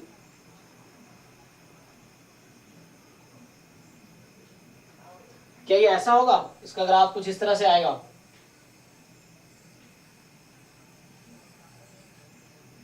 रफली ग्राफ ड्रॉ कर रहा हूं मैं। सो 1 2 3 4 5 पे फंक्शन 0 है, तो उसका डेरिवेटिव कहाँ कहाँ 0 हो सकता है, एक इसके बीच में एक नंबर आएगा, एक यहाँ पे, एक यहाँ पे, एक यहाँ पे, लेकिन वो, ठीक है ना। सो कितने होंगे, 1 2 3 4, अच्छा तुमने यही बताए थे ऐसे ही, हाँ मैंने कॉन्सेप्ट में कि सर डेरिवेटिव में क्या होता है, पावर घटता है। Yes. तो ये p3 का पावर है, तो डेरिवेटिव में 4 हो जाएगा, इसीलिए 4 ही सॉल्यूशन आ सकते हैं। देखो डेरिवेटिव में 4 तो होगा, बट क्वेश्चन ये भी तो है कि वो 4 डिग्री का जो पॉलिनोमियल है, क्या उसमें 4 उसमें ज्यादा हो सकता है, 0 रूट हो, 2 रूट हो, 4 रूट हो, कुछ भी हो सकता है, 3 5 तो नहीं होगा। अब चूंकि ये पॉलिनोमियल इक्वेशन है तो इसलिए तुम चेक कर सकते हो 4 ही आएगा, इसका आंसर चेक कर लेना एक बारी, तो 4 ही आएगा, क्योंकि है ना वापस 2 पे कब आएगा, वैसा होगा तो वो इंक्रीजिंग रह जाएगा। अगर मान लो एक भी रूट नहीं होता इसका डेरिवेटिव का, तो फंक्शन हमेशा स्ट्रिक्टली इंक्रीजिंग हो जाता ना। F dash x equal to 0 किया तुमने ना, तो एफ डैश एक्स इन पॉइंट्स पे इक्वल टू 0 होगा। नहीं तो मैं रफली बता रहा हूँ, तुम एक्चुअली ओरिजिनली सॉल्व करके देख लेना। तो x बराबर अगर तुम डिफरेंशिएट करके देख लेना क्या आता है, ठीक है। इसका डिफरेंशिएट करने से तो 4 पेज लग जाएगा, इतना बड़ा। नहीं, एक का डेरिवेटिव करो बाकी एज इट इज, एक का डेरिवेटिव बाकी एज इट इज, और इसका मतलब यही शायद समझाना चाह रहा है ग्राफ में, क्योंकि ये एग्जैक्टली 0 है इन पॉइंट्स पे, 5 पॉइंट पे फंक्शन 0 है, तो तभी, और ये पॉलिनोमियल फंक्शन है, ये हमेशा डिफरेंशिएबल है, तो पॉलिनोमियल फंक्शन हमेशा डिफरेंशिएबल है, तो ये 1 पे 0 था, फिर 2 पे वापस कैसे आएगा, तो ऊपर जाके कहीं डिक्रीज करेगा, फिर वापस 3 पे कैसे आएगा, ऐसा होगा, तो ये एक्चुअली इसका ग्राफ होगा। लेकिन तुम इसका नेचर चेक कर सकते हो ना, जैसे 1 पे तुम चेक करो, 1 से कोई छोटा नंबर लेके देखो, और ये तो मान लो बीच का नंबर आएगा, लगता है 0 रखने पे आंसर क्या आएगी, 5 बार माइनस है, नेगेटिव आएगी, 5 कितने बार, 2 2 4 माइनस, तो फंक्शन की वैल्यू 0 पे नेगेटिव है, ओके। डेरिवेटिव चेक करना पड़ेगा ना। फिर तुम अगर इस बीच का कोई नंबर ले लो, है ना, 1 पे तो 0, 2 पे 0, तो बीच का पॉइंट लोगे तो पॉजिटिव ही आएगा ना, क्योंकि ऑड फंक्शन है। जैसे 1.5 पे तुम चेक करो, पॉजिटिव ही देगा, क्योंकि ये जब x माइनस इन्फिनिटी को अप्रोच कर रही है तो ये माइनस इन्फिनिटी है, मतलब when x approaches to minus infinity fx approaches to minus infinity, ठीक है, इस तरीके से है। तो ये पॉलिनोमियल फंक्शन है इसलिए ऐसा हो रहा है। तो 4 ही आंसर होगा इसका। अब ये मान लो क्वेश्चन है, सो ये सभी क्वेश्चन आपने किए, बॉक्स साइज का मतलब R2R है एक्चुअली, है ना। सो इफ R2R है इस तरीके से डिफाइंड है, ये तो हमने क्लास में किए हैं आई थिंक ना, क्लास में किया है ये क्वेश्चन। हाँ लेबनिज रूल लगा लो, सो अप्लाई लेबनिज रूल, उससे हो जाएगा, ठीक है, डायरेक्टली आ जाएगा। एल ऑपरेटर रूल लगा लो। अब यहाँ बोल रहे हैं using Lagrange mean value theorem prove that. अब ये प्रूव दैट का क्वेश्चन आ गया।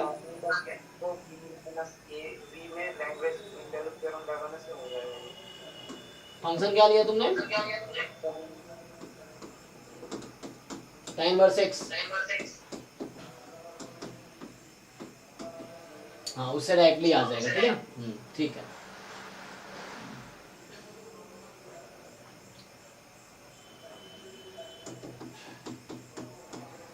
f dash c हाँ तो ये आ जाएगा।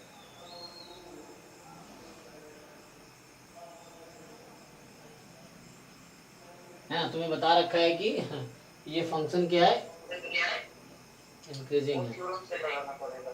हाँ हो जाएगा।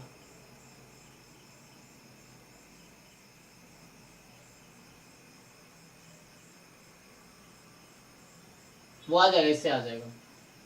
अब ये 2 वेरिएबल अभी पढ़ा नहीं है, इसको नहीं करेंगे। ये कर सकते हैं, है ना, ये क्वेश्चन इजी है कि बोल रहा है एफ डैश एक्स कॉन्टिन्यूअस है, एफ डबल डैश कॉन्टिन्यूअस है, F double dash zero exist करता है। तो ये इजी है ना, ये तो कर सकते हैं सिंपली।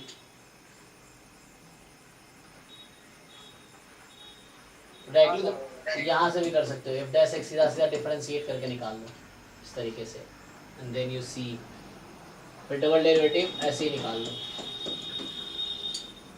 इससे हो जाएगा।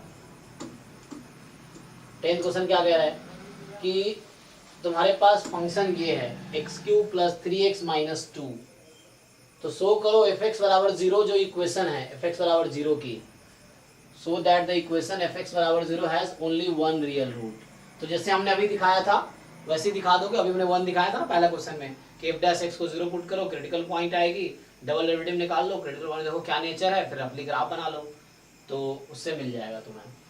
फिर कह रहा है also find x0 in the interval 0 1 such that the tangent to the curve at this point this naught is parallel to the line joining point this and this.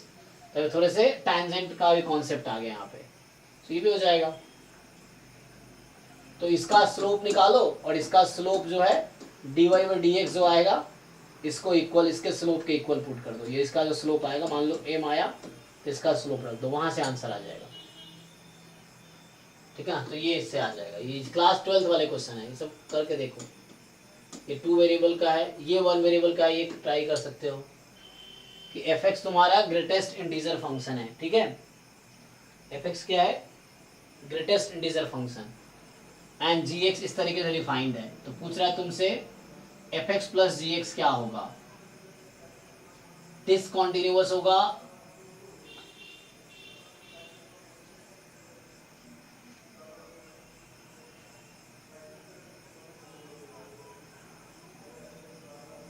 Points 1 और 2 पे,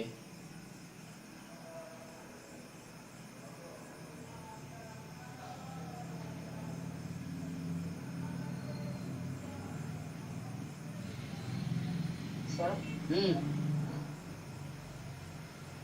सर ग्रेटेस्ट इंटीजर फंक्शन का वो तोड़ के निकाल दीजिए ना, कैसा होता है। इसको तुम जैसे लिखोगे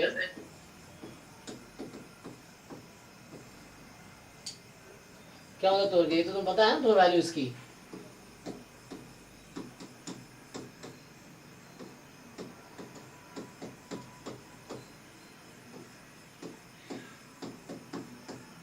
उसी हिसाब से लिख देता हूँ। एंड यहाँ पे कह रहा है कि x बराबर 3 पे इसका आंसर क्या आ जाएगा 3। अब इन दोनों को ऐड कर लोगे इजीली, है ना। सो f प्लस g लिख लो, अब तुम्हें इजीली दिख जाएगा, इजीली कर सकते हो। यू जस्ट ऐड इट और फिर दिख जाएगा। यहाँ पे तुम्हारे पास दे रखा है एक इक्वेशन, बोल रहा है f पाई बाई 2 बताओ, तो इजी है, यू डिफरेंशिएट बोथ साइड, है ना। सो डिफरेंशिएटिंग बोथ साइड करके आंसर आ जाएगा, तो उसके बाद fx आ जाएगा, फिर उससे आ जाएगा। यहाँ बोल रहा है कि f a b to R एक 4 टाइम डिफरेंशिएबल फंक्शन है और फोर्थ डेरिवेटिव पॉजिटिव है, फोर्थ डेरिवेटिव पॉजिटिव भी है, तो ये बता दिया कि फोर्थ डेरिवेटिव पॉजिटिव है, और सी एक ऐसा नंबर है कि फर्स्ट डेरिवेटिव भी 0 है, सेकेंड डेरिवेटिव भी 0 है, थर्ड डेरिवेटिव भी 0 है, तो शो करो कि एफ मिनिमम होगा सी पे। तो ऐसे तो एग्जाम में प्रूफ करना नहीं होगा तुम्हें, लेकिन ऑप्शन इस तरह आएंगे चेक करना पड़ेगा, है ना।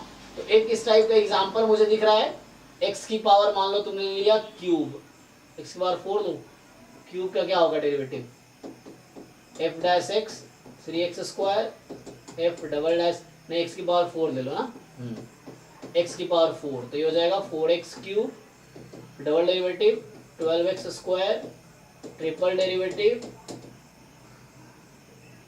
24x एंड फोर्थ डेरिवेटिव 24 है। तो ये सेटिस्फाई कर रहा है कंडीशन को, मतलब वेरीफाई जस्टिफाई कर रहा हूँ मैं। तो ये फंक्शन तुम्हारे पास है ये, सो फर्स्ट सी 0 पे ये 0 0 0, तो all 3 derivatives are 0, 4 derivative positive है, तो शो करो कि एफ मिनिमम है सी पे। तो हालांकि यहाँ पे मैं तो एग्जाम्पल से दिखा दिया, वेरीफाई कर रहा है एक्चुअली कि एक्सपोर जो है सेटिस्फाई कर रहा है कंडीशन को। तो एंट्रेंस में जो कि ऑप्शन आएगा तो यहाँ कर सकते हो, तुम एलिमिनेट कर सकते हो बाकी ऑप्शंस को इस एग्जाम्पल से। तो एक्सपोर ऐसा एग्जाम्पल है जो फिट बैठ रहा है इस पे, बाकी वैसे प्रूव करना तो भी ट्राई कर सकते हो कि फंक्शन मिनिमा है ना। तो एफ डैश एक्स 0 होने का क्या मतलब है कि उस फंक्शन कहीं ना कहीं इस टाइप का है, x minus c f dash में आ रहा था, उसका स्क्वायर है कहीं ना कहीं उसमें, है ना, इस तरीके से। तो ये इस तरह का फंक्शन होगा, तुम ये फाइनली दिखा दो कि इस टाइप का कुछ फंक्शन होगा, इनटू समथिंग हो सकता है बट ऐसा होगा।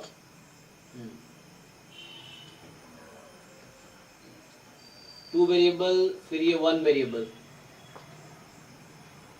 f डिफरेंशिएबल फंक्शन है 0 1 पे, और जाई 0 1 में है इस तरीके से कि fx लेस देन f जाई जो कि इक्वल टू 0 है। अच्छा, तो जाई क्या 0 1 के बीच का कोई नंबर है, ओके, और fx की वैल्यू छोटी है f0 से, और f जाई f0 इक्वल है, बस जाई पे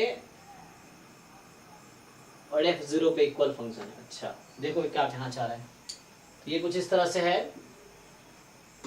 कि फंक्शन कोई 0 1 पे डिफाइंड है ना, 0 पे जो वैल्यू है वही वैल्यू जाई पे है उसकी, और fx लेस देन f0 है, तो f0 मतलब लार्जेस्ट वैल्यू है, तो 0 पे हाईएस्ट वैल्यू होगी, बाकी पे कम वैल्यू है, ओके, 0 पे और जाई पे इक्वल वैल्यू है। तो व्हाट कैन यू से कि 0 पे डेरिवेटिव 0 होगा, 0 पे डेरिवेटिव लेस देन 0 होगा।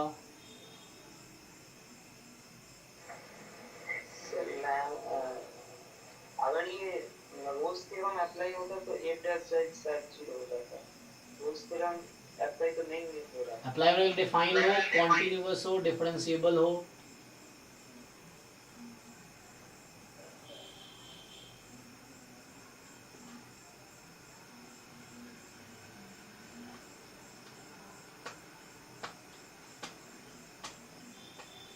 एक कहीं ना लग रहा डिसकंटिन्यूअस होगा जाई पे, जाई क्योंकि बीच का पॉइंट है, और इस पे वैल्यू वही है जो 0 पे है, बाकी पे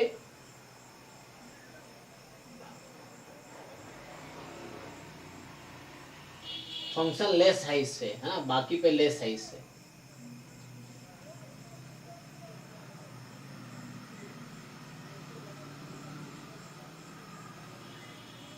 मतलब कुछ इस तरह का केस अगर बनाया हम कि यहाँ इक्वल है,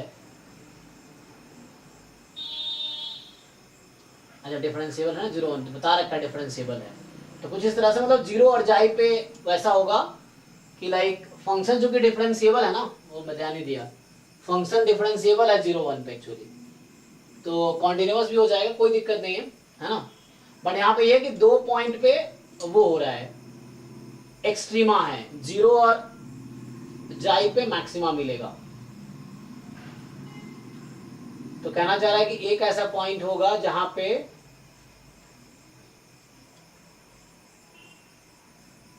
देखो पहली बात, जीरो पे फंक्शन को डिफरेंस डिक्रीजिंग ही होना पड़ेगा ना। क्या ऐसा हो सकता है जीरो पे इंक्रीजिंग हो जाता है, वैल्यू ज्यादा हो जाएगी, क्योंकि बाकी एफ वैल्यू जीरो से कम ही है, तो जीरो पे डिक्रीजिंग ही होगा। तो एफ डैश जीरो को less than equal to zero ही होना पड़ेगा, इनमें से कोई एक करेक्ट होगा। तो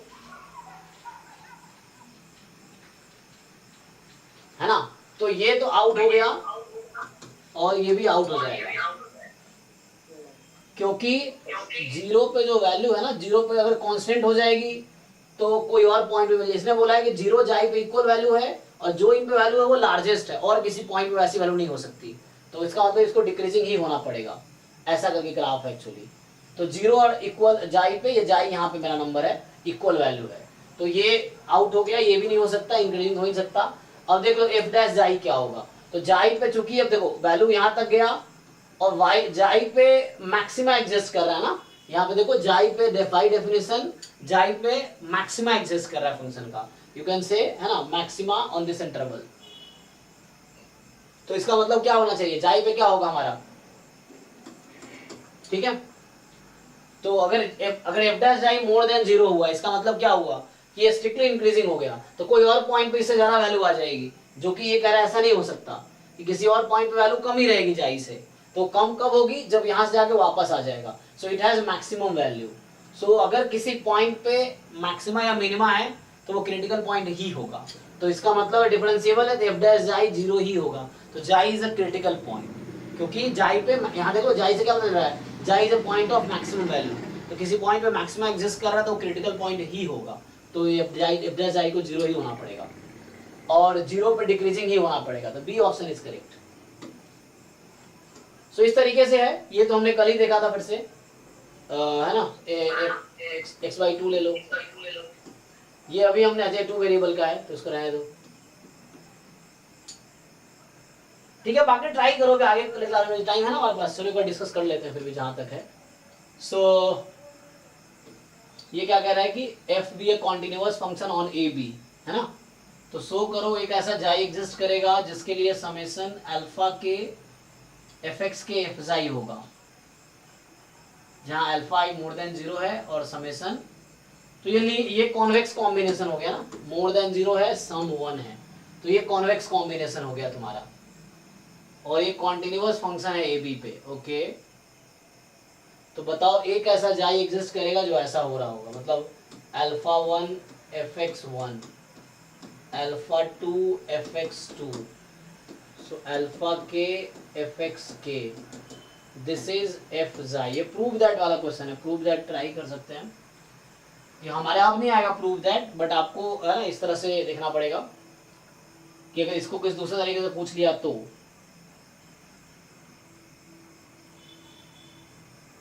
यहाँ x1 x2 xn इस ऑर्डर में है, ठीक है।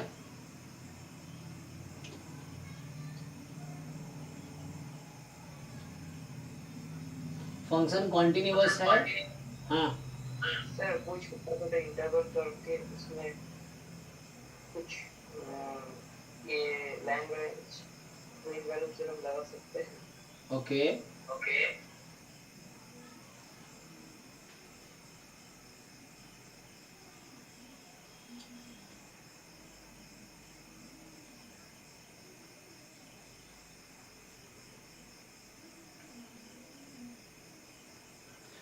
इसका प्रूफ करके देखना पड़ेगा, प्रूफ ट्राई करते हैं, ऑब्जेक्टिव क्वेश्चंस ट्राई करते हैं। देखो ये नेक्स्ट 20 क्या कह रहा है कि एफ थ्राइस डिफरेंशिएबल फंक्शन है तुम्हारे पास इस इंटरवल में, है ना, और एफ डैश एक्स तुम्हारा इसके इक्वल है, तो जो एफ डैश एक्स है वो इक्वल है 1 प्लस एफ एक्स के होल स्क्वायर के, so F dash x is equal to 1 plus F X whole square, ठीक है।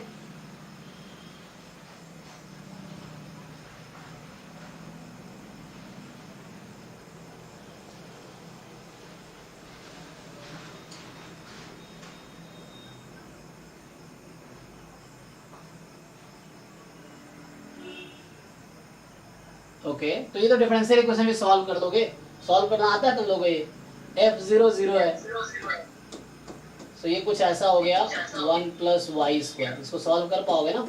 प्लस वाइस यहाँ से y आ जाएगा, हो जाएगा, यहाँ से y आ जाएगा, और आपके पास ये दे रखा है c निकालने के लिए, तो उससे आ जाएगा आंसर। फिर coefficient of x square in Taylor series expansion about 0। तो अभी मैं रिसेंटली टेलर सीरीज एक्सपेंशन पढ़ा है, चलो इसको कर ही देते हैं। देखो तो यहाँ से आ जाएगा कितना, tan इनवर्स y बराबर x प्लस सी, तो y बराबर tan x प्लस सी। अब वहाँ पे पुट कर लो, तो c कितना हो गया, पाई बाई 4, तो y बराबर tan, चेक करो x को 0 पुट करोगे, y तुम्हारा 1 है, तो यहाँ पुट करना तुम, तो यहाँ से आ जाएगा पाई बाई 4, तो ये आ जाएगा। ठीक है, यहाँ पुट करोगे y 0 बराबर 1, तो y को 1 रखो और x को 0 रखो, तो तुम्हारा आ जाएगा पाई बाई 4। सो ये आ गया tan x plus pi by 4। अब टेलर सीरीज एक्सपेंशन तो आता ही है, तो x स्क्वायर कोएफिशिएंट क्या होता है, आप सबको पता है। x स्क्वायर कोएफिशिएंट होता है f dash 0 upon 2 factorial into x square, यही आता है ना x स्क्वायर के साथ, बाकी तो ऊपर x होंगे, उससे पहले कांस्टेंट होंगे, बाद में x क्यूब। तो ये निकालने हैं डबल डिफरेंशिएट करके, तो tan x का डेरिवेटिव कितना है, तुम्हारा फंक्शन है tan x plus pi by 4, तो इसको तुम डिफरेंशिएट कर लो 2 बार, तो इसको 2 टाइम्स आप डिफरेंशिएट करोगे तो क्या होगा, है ना, क्वेश्चन ये है। तो इसको 2 टाइम डिफरेंशिएट करो, तो एक बार हो जाएगा ना, 2 टाइम डिफरेंशिएट करो, x को 0 पुट करो, 2 फैक्टोरियल, ये आंसर आएगा हमारा। कर लोगे, ये आंसर है f double dash 0 upon 2 factorial. Taylor series expansion क्या होता है, आपने देखा है लास्ट क्लास में, f dash 0 into x, f double dash 0 by 2 factorial and so on, है ना, एक्स स्क्वायर इस तरह चलेगा 0 के अराउंड। तो आपको ये पूछा था क्या होगा, तो इजी है। अब ये क्वेश्चन है आपके पास कि f r से r में एक फंक्शन है, डिफाइंड है x की पावर 3/2 और ये माइनस में मॉड x की पावर 3/2, ओके, क्यूब है मतलब। तो ये क्या, ये कॉन्टिन्यूअस एवरीवेयर है, डिफरेंशिएबल नहीं है 0 पे, तो देख लो f डैश 0 निकाल के डेफिनेशन से, है ना। So limit x tends to 0, f of x minus f0 upon x minus 0। So limit x tends to 0, अभी अलग अलग है, तुम्हें अलग अलग करना पड़ेगा, तो 0 प्लस, पहले राइट हैंड लिमिट निकाल लो, तो राइट हैंड लिमिट और लेफ्ट हैंड लिमिट निकाल के देखो, इक्वल आ गया था, डिफरेंशिएबल हो गया, ठीक है ना। तो राइट हैंड लिमिट निकालोगे तो मोर देन 0 पे x की पावर 3/2 है अपॉन x है, तो x की पावर 1/2, x टेंड्स टू 0 है, तो 0 आ गया। ओके, लेफ्ट हैंड लिमिट क्या होगा, limit x tends to 0 minus, जब 0 माइनस करोगे तो माइनस मॉड x की पावर 3/2 माइनस 0 अपॉन x आ जाएगा। तो 0 माइनस का मतलब हो गया तुम्हारे पास कि x की वैल्यू लेस देन 0 है, कोई बात नहीं, तो मॉड x को क्या लिख सकते हैं, माइनस x, तो यहाँ से हो जाएगा माइनस और माइनस x की पावर 3/2। अरे यहाँ x नेगेटिव है तो क्या ही है, माइनस है ना, तो ये तो ऐसे ही खोल सकते थे इसको हम, x नेगेटिव है तो मॉड x माइनस x हो गया, तो मॉड x माइनस x का क्यूब बाहर आ जाएगा, ठीक है ना, तो माइनस और रूट में रहेगा, ओके, तो वो रूट में रहेगा। यस सर, तो कितना आएगा आंसर इसका, अपॉन x,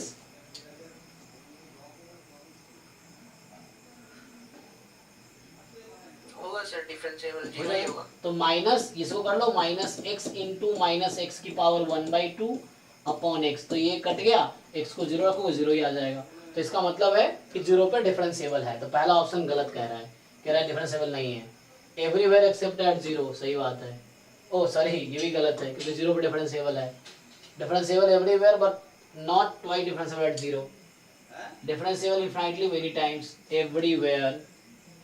ओके, तो ट्वाइस डिफरेंशिएबल के लिए एक बार और डिफरेंशिएट करके देखना पड़ेगा आपको। तो ये फंक्शन कुछ ऐसा हो गया, 3/2 माइनस एक्स की पावर 3/2 बाहर माइनस है, इस तरीके से है। तो 0 पर डिफरेंशिएबल है ना, एक बार डिफरेंशिएट कर दो, तो इसको डिफरेंशिएट करके लिख दो, क्या है, इसको डिफरेंशिएट लिख दो, फिर वैसे ही एक बार और डिफरेंशिएबिलिटी चेक कर लो, बोला ना, differentiable but not twice differentiable, तो ये बस चेक करके पता चल जाएगा यस और नो, तो ये भी आउट हो जाएगा, तो डी रूल हो जाएगा। तो आगे क्या करना है, एक बार डिफरेंशिएट करना है, सिंपल डेरिवेटिव जैसे करते हो, x की पावर n का डेरिवेटिव उससे आएगा, और जो हमने इसके साथ किया यहाँ पे f डैश 0, तो वैसे ही तुम f डबल डैश 0 निकाल लोगे उसी तरीके से, तो हो जाएगा लिमिट x टेंड्स टू 0 है ना, f dash x minus f0 upon this, तो उससे आ जाएगा। तो यहाँ प्रॉब्लम क्या होगी, 3/2 आएगा, x की पावर 1/2 रहेगी, तो 1/2 अपॉन x हो जाएगा। तो यहाँ पर डिफरेंशिएबल नहीं होगा ना, क्योंकि नीचे आ जाएगा x की पावर, समझ रहे हो। जब एक बार तुम डिफरेंशिएट करोगे 3/2 x की पावर 1/2 आ गई और डिनोमिनेटर में x रहेगा, तो डिनोमिनेटर 1/√x डिनोमिनेटर में आएगा, तो x को 0 नॉट डिफाइंड, तो यही ऑप्शन ट्रू हो गया। डिफरेंशिएबल हर जगह है लेकिन ट्वाइस डिफरेंशिएबल नहीं है 0 पे, तो इस तरीके से आ जाएगा। ये तो लिमिट का क्वेश्चन है, इजीली एलसीएम लेके कर लो, हो जाएगा। ये सब बाद में करेंगे, इस हमने किया हुआ है। ये क्या बोल रहा है कि फंक्शन f दे रखा है आपको इस तरीके से, तो आपसे पूछ रहा है कि x को रिमाइंड देन मैक्सिमम वैल्यू, तो ये तो हम जानते हैं f डैश x, कैलकुलस है सिंपल, f डैश x निकालो, इसको 0 पुट करो, x की वैल्यू आ जाएगी, फिर डबल डेरिवेटिव रख के चेक कर लो किस क्रिटिकल पॉइंट पे लेस देन 0 है, उस पे मैक्सिमा हो जाएगा, तो आ जाएगा इजीली, इजी है, ठीक है ना। मतलब कैलकुलस 12th क्लास वाला है। यहाँ देख लो, यहाँ पे क्या है कि g f g दो फंक्शन डिफाइंड है, तो x है रैशनल पे, sin x है इरेशनल पे। यहाँ x sin x sin 1/x not 0 पे, 0 जब 0 है, तो आपसे पूछ रहा है कि दोनों फंक्शन डिफरेंशिएबल है। पहली बात ये बताओ कि 0 पे, जब बात कर रहे हैं 0 पे, तो ये फंक्शन कॉन्टिन्यूअस कब होगी, sin x बराबर x होगा। अच्छा हाँ, तो sin x equal to x, तो क्या होगा 0 पे इक्वल आएगा ना। हाँ, और डिफरेंशिएबिलिटी चेक करनी है इसकी, cos x और 1, तो डिफरेंशिएबल भी आई थिंक हो जाएगा, चेक कर लो, है ना। f तो हो जाएगा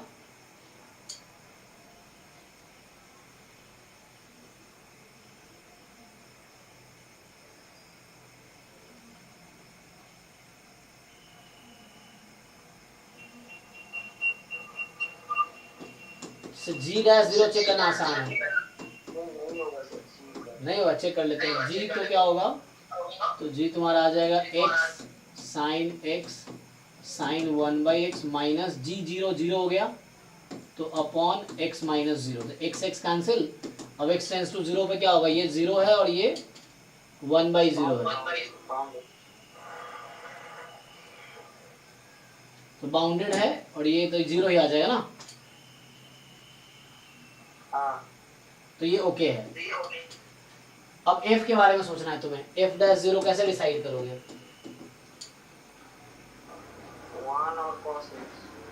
1 और cos x, और x टेंस टू 0 पे क्या होगा cos x, दोनों ही एक हो जाएगा। हाँ फिर इक्वल हो जाएगा, तो डिफरेंशियल है कि नहीं, 0 ही बात करा ना।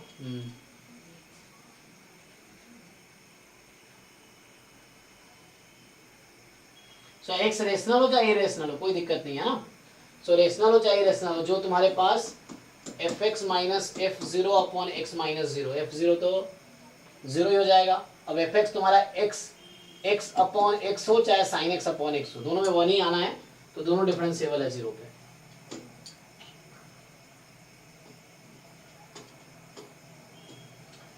अब देखो तुम्हें बोल रहा है कि द इक्वेशन दिस हैज कितने रूट्स होंगे, तो इसको तुम कोई रूल लगा सकते हो, आई थिंक इस तरीके से साइन एक्स, अच्छा तो यहाँ पे 2 फंक्शन है ना,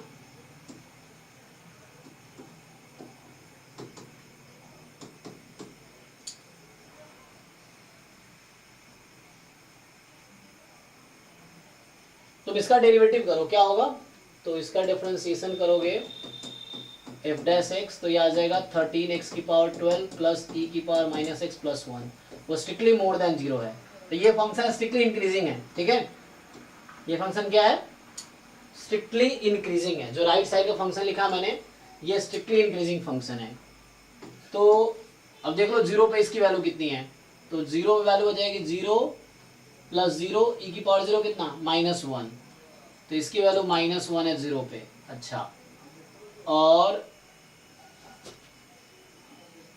ऐसे ही अगर तुम रख दो वैल्यू, कहाँ होता है साइन का वैल्यू माइनस है ना, साइन तो इस तरह से होता है, तो लेफ्ट साइड हमारा साइन एक्स है ना। अब इसकी वैल्यू 0 पे -1 है, 1 पे क्या होगी 1 + 1 2 माइनस ई की पावर माइनस एक्स, तो कितनी बार कट करेगी, व्हाट डू यू थिंक, क्योंकि ये स्ट्रिक्टली इंक्रीजिंग है तो एक बार तो कट करेगी है ना, यस और नो? ये फंक्शन स्ट्रिक्टली इंक्रीजिंग है, इसका ग्राफ बनाओगे और 0 पे -1 है वैल्यू इसकी, तो यहां से आगे जाएगी तो कहीं ना कहीं एक बार कट करेगी, 2 बार नहीं, तो it has exactly 1 real root. समझ आया तुम लोगों की नहीं क्या किया मैंने? साइन एक्स को एक साइड रख लिया, बाकी उधर भेज दिया, तो साइन एक्स का ग्राफ बनाओगे तो ये साइन एक्स का ग्राफ है ना। अब ये फंक्शन 0 पे साइन 0 है, लेकिन 0 पे ये -1 है, और मैं देखा ये स्ट्रिक्टली इंक्रीजिंग फंक्शन है, तो इसका ग्राफ कुछ इस तरह से होगा, कैसे भी हो, ऐसा हो चाहे ऐसा हो चाहे ऐसा हो, लेकिन कटेगा एक बार ही, दोबारा तो कट कर नहीं सकता, तो साइन पूरे आर पे, इसलिए एग्जैक्टली 1 रूट होगा। ये तो हमने कल ही किया था, तो इस तरह सीक्वेंस। हाँ जी, ओके है कि नहीं? सर के कोई क्वेश्चन के लिए रियल रूट चाहिए, कोई स्पेशल कोई फॉर्मूला नहीं होता, उससे चेक करने से हो जाएगा? नहीं, अभी पहला क्वेश्चन आज हमने देखा था, उसमें वही पूछा था, तो वहां हमने क्या किया, डिफरेंशिएट किया, फिर उसे ग्राफ का रफली बनाया, तो उससे आइडिया है। यहाँ दूसरा कॉन्सेप्ट लगा दिया मैंने, क्यों? क्योंकि ये पॉलिनोमियल नहीं था, वो पॉलिनोमियल फंक्शन था, तो उसमें इजी था क्रिटिकल पॉइंट डिसाइड करना, और उसमें इजी था कि मतलब ग्राफ ड्रॉ करना। यहाँ डिफिकल्ट है, ग्राफ इसका ड्रॉ करना बहुत डिफिकल्ट है, तो हमें फिर मैं देखा साइन को एक तरफ बाकी को एक तरफ रखते हैं, फिर मुझे दिखा अच्छा ये ऑड फंक्शन है, डिफरेंशिएट करेंगे तो इवन हो जाएगा, ये प्लस हो जाएगा, ये 1 हो जाएगा, तो ये पॉजिटिव हो जाएगा, चूंकि डेरिवेटिव पॉजिटिव है तो स्ट्रिक्ट इंक्रीजिंग है, तो ग्राफ जो भी आएगा स्ट्रिक्ट इंक्रीजिंग होगा, तो वो एक्स एक्सिस को एक बार ही कट करेगा, या साइन के ग्राफ को भी एक बार ही कट करेगा, ये चीज है।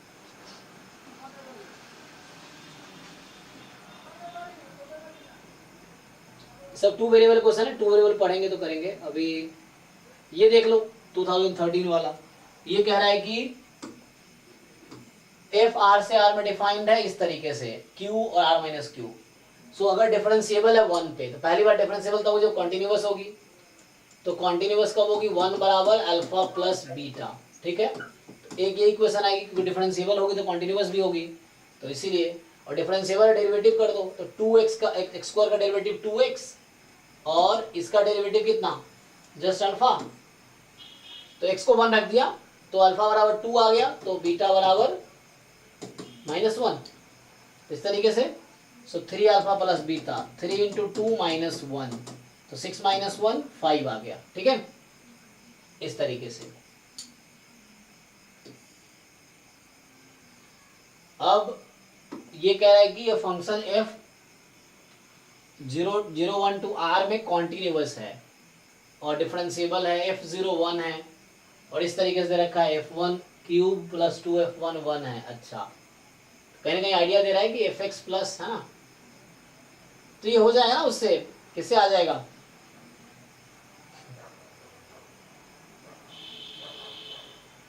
बताओ भाई।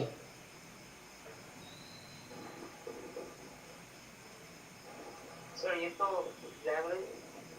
नहीं लगेगा सर। हाँ, जैसे क्या है कि मान लो तुम्हारा फंक्शन है gx, मान लो तत्काल, या fx ले लो, fx है तुम्हारा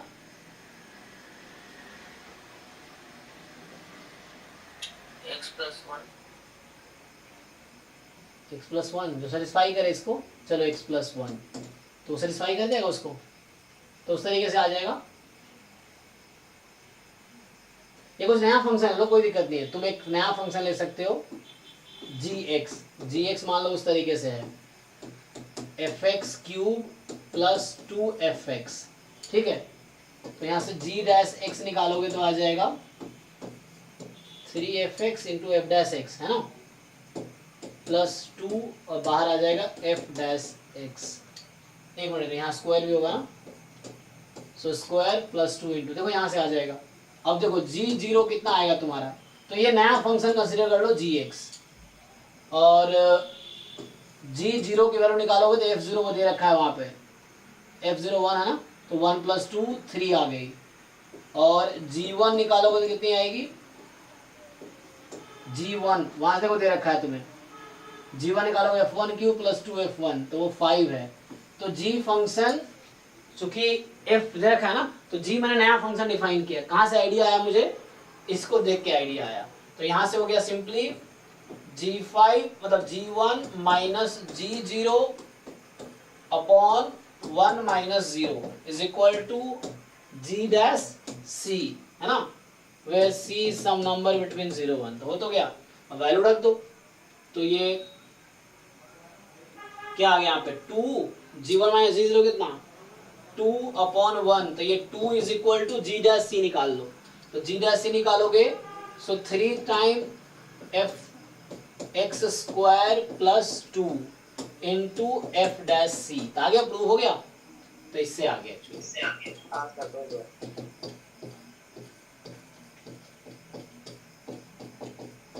तो ऐसा आ गया। सो एक नया फंक्शन है, सो g0 g1, तो मीन वैल्यू थ्योरम लगा दिया g फंक्शन पे, तो उससे आ गया।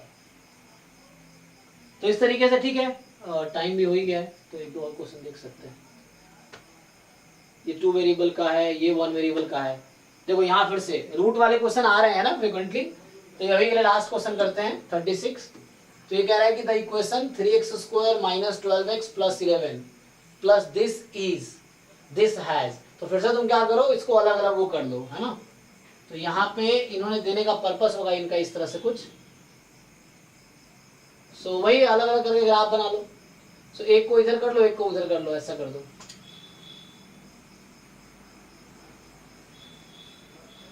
सो इंटरवल 1 2 की बात कर रहा है नहीं, तो तुम इसमें चेक कर सकते हो 1 रखने पे क्या आ रहा है, 2 रखने पे क्या आ रहा है, तो उससे एक आइडिया मिल जाएगा। और मान लो इसको अभी एक साथ रखा और इधर एक साथ रखा हुआ है, तो फैक्टराइज भी कर सकते हो, तुम्हारी मर्जी हो तो।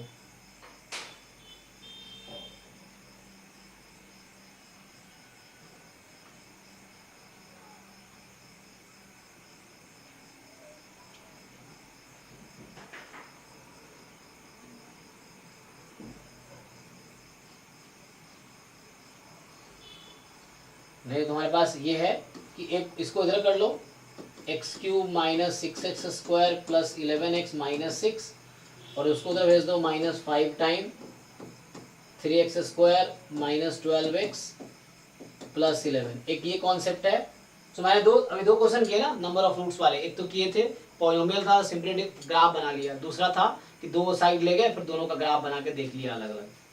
सो कितने बार कॉमन कटेंगे, यहाँ भी ऐसा ही है। तो इसका रफली तुम ग्राफ बना सकते हो, इसका भी रफली ग्राफ बना सकते हो, और उससे तुम्हें दिख जाएगा कितनी बार कैंसिल होंगे। इसका रफली ग्राफ बनाओ, इसका अलग ग्राफ बनाओ, फिर देखो दोनों के ग्राफ कितनी बार कट कर रहे हैं एक दूसरे को, तो उससे रूट्स आ जाएगा कि जितनी बार कट करेंगे ग्राफ, जितनी बार क्रॉस करेंगे, है ना, क्योंकि यहाँ पे ये एक साथ था ना, हमने अलग अलग लिया है, तो जहाँ जितनी बार क्रॉस करेंगे मतलब उस पॉइंट पे इक्वल वैल्यू है, तो डिफरेंस 0 है, क्योंकि ये डिफरेंस था ना, यहाँ पे मैंने दिस माइनस दिस लिया हुआ है, तो उसको उधर ले गया ना, तो उन दोनों के बीच का डिफरेंस एक्चुअली 0 हो जाएगा। जितनी बार दोनों ग्राफ कट करेगा उतने इस इक्वेशन में रूट्स होंगे। तो देखना 1 2 के बीच का देखना है एक्चुअली, तो मेनली 1 2 के बीच ही ग्राफ बनाओ, 1 2 के बीच उसका बनाओ, फिर 1 2 के बीच देख लो कितनी बार कट कर रहा है, तो ये पता चल जाएगा। ये भी ऐसे ही है, इसका ग्राफ उसका ग्राफ, और दोनों ग्राफ बना के देख लो। ठीक है, टाइम भी हो गया है, तो आज हम यही स्टॉप करते हैं। तो आज हमने क्या किया, जो सीक्वेंस सीरीज वाले क्वेश्चंस थे कुछ उसमें डिस्कस किए, और है ना मेनली आई थिंक 40 के बाद 60 तक डिस्कस किया ऐसे ही, और ये भी 1 से 36 तक। तो जो डिफरेंशियल कैलकुलस किए, तो आपका काम ये भी है कि डिफरेंशियल कैलकुलस के भी एक एक क्वेश्चन सॉल्व करो, जो टॉपिक्स हमने करा दिए हैं। नहीं भी कराए, अगर आपको आइडिया है तो आप सॉल्व जरूर करो। बाद में देखो जितनी बार रिपीटेडली सॉल्व करोगे उतने आपके फायदे ही हैं, ठीक है ना, वो चीज़ें हैं। सो ठीक है, तो आपके पास अभी 4 असाइनमेंट बैच, जो 1 वाले लोग 4 असाइनमेंट सॉल्व करने के बाद PYQ वाले, basic probability, sequence series, univariate distribution और ये डिफरेंशियल कैलकुलस, इसको कंप्लीट करो।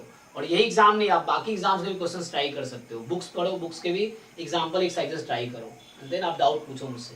मैं तो पढ़ा रहा हूँ अपने हिसाब से, तो आप अपने हिसाब से तैयारी करो, है ना, और डाउट सब पूछो। जो भी होमवर्क दे रहा हूँ उसको कंप्लीट करते जाओ, बाद में मत सोचना पहले ये करो बाद में कुछ और करना, पहले इसको सॉल्व करो। चलिए ठीक है, थैंक यू, गुड नाइट, मिलते हैं नेक्स्ट क्लास में।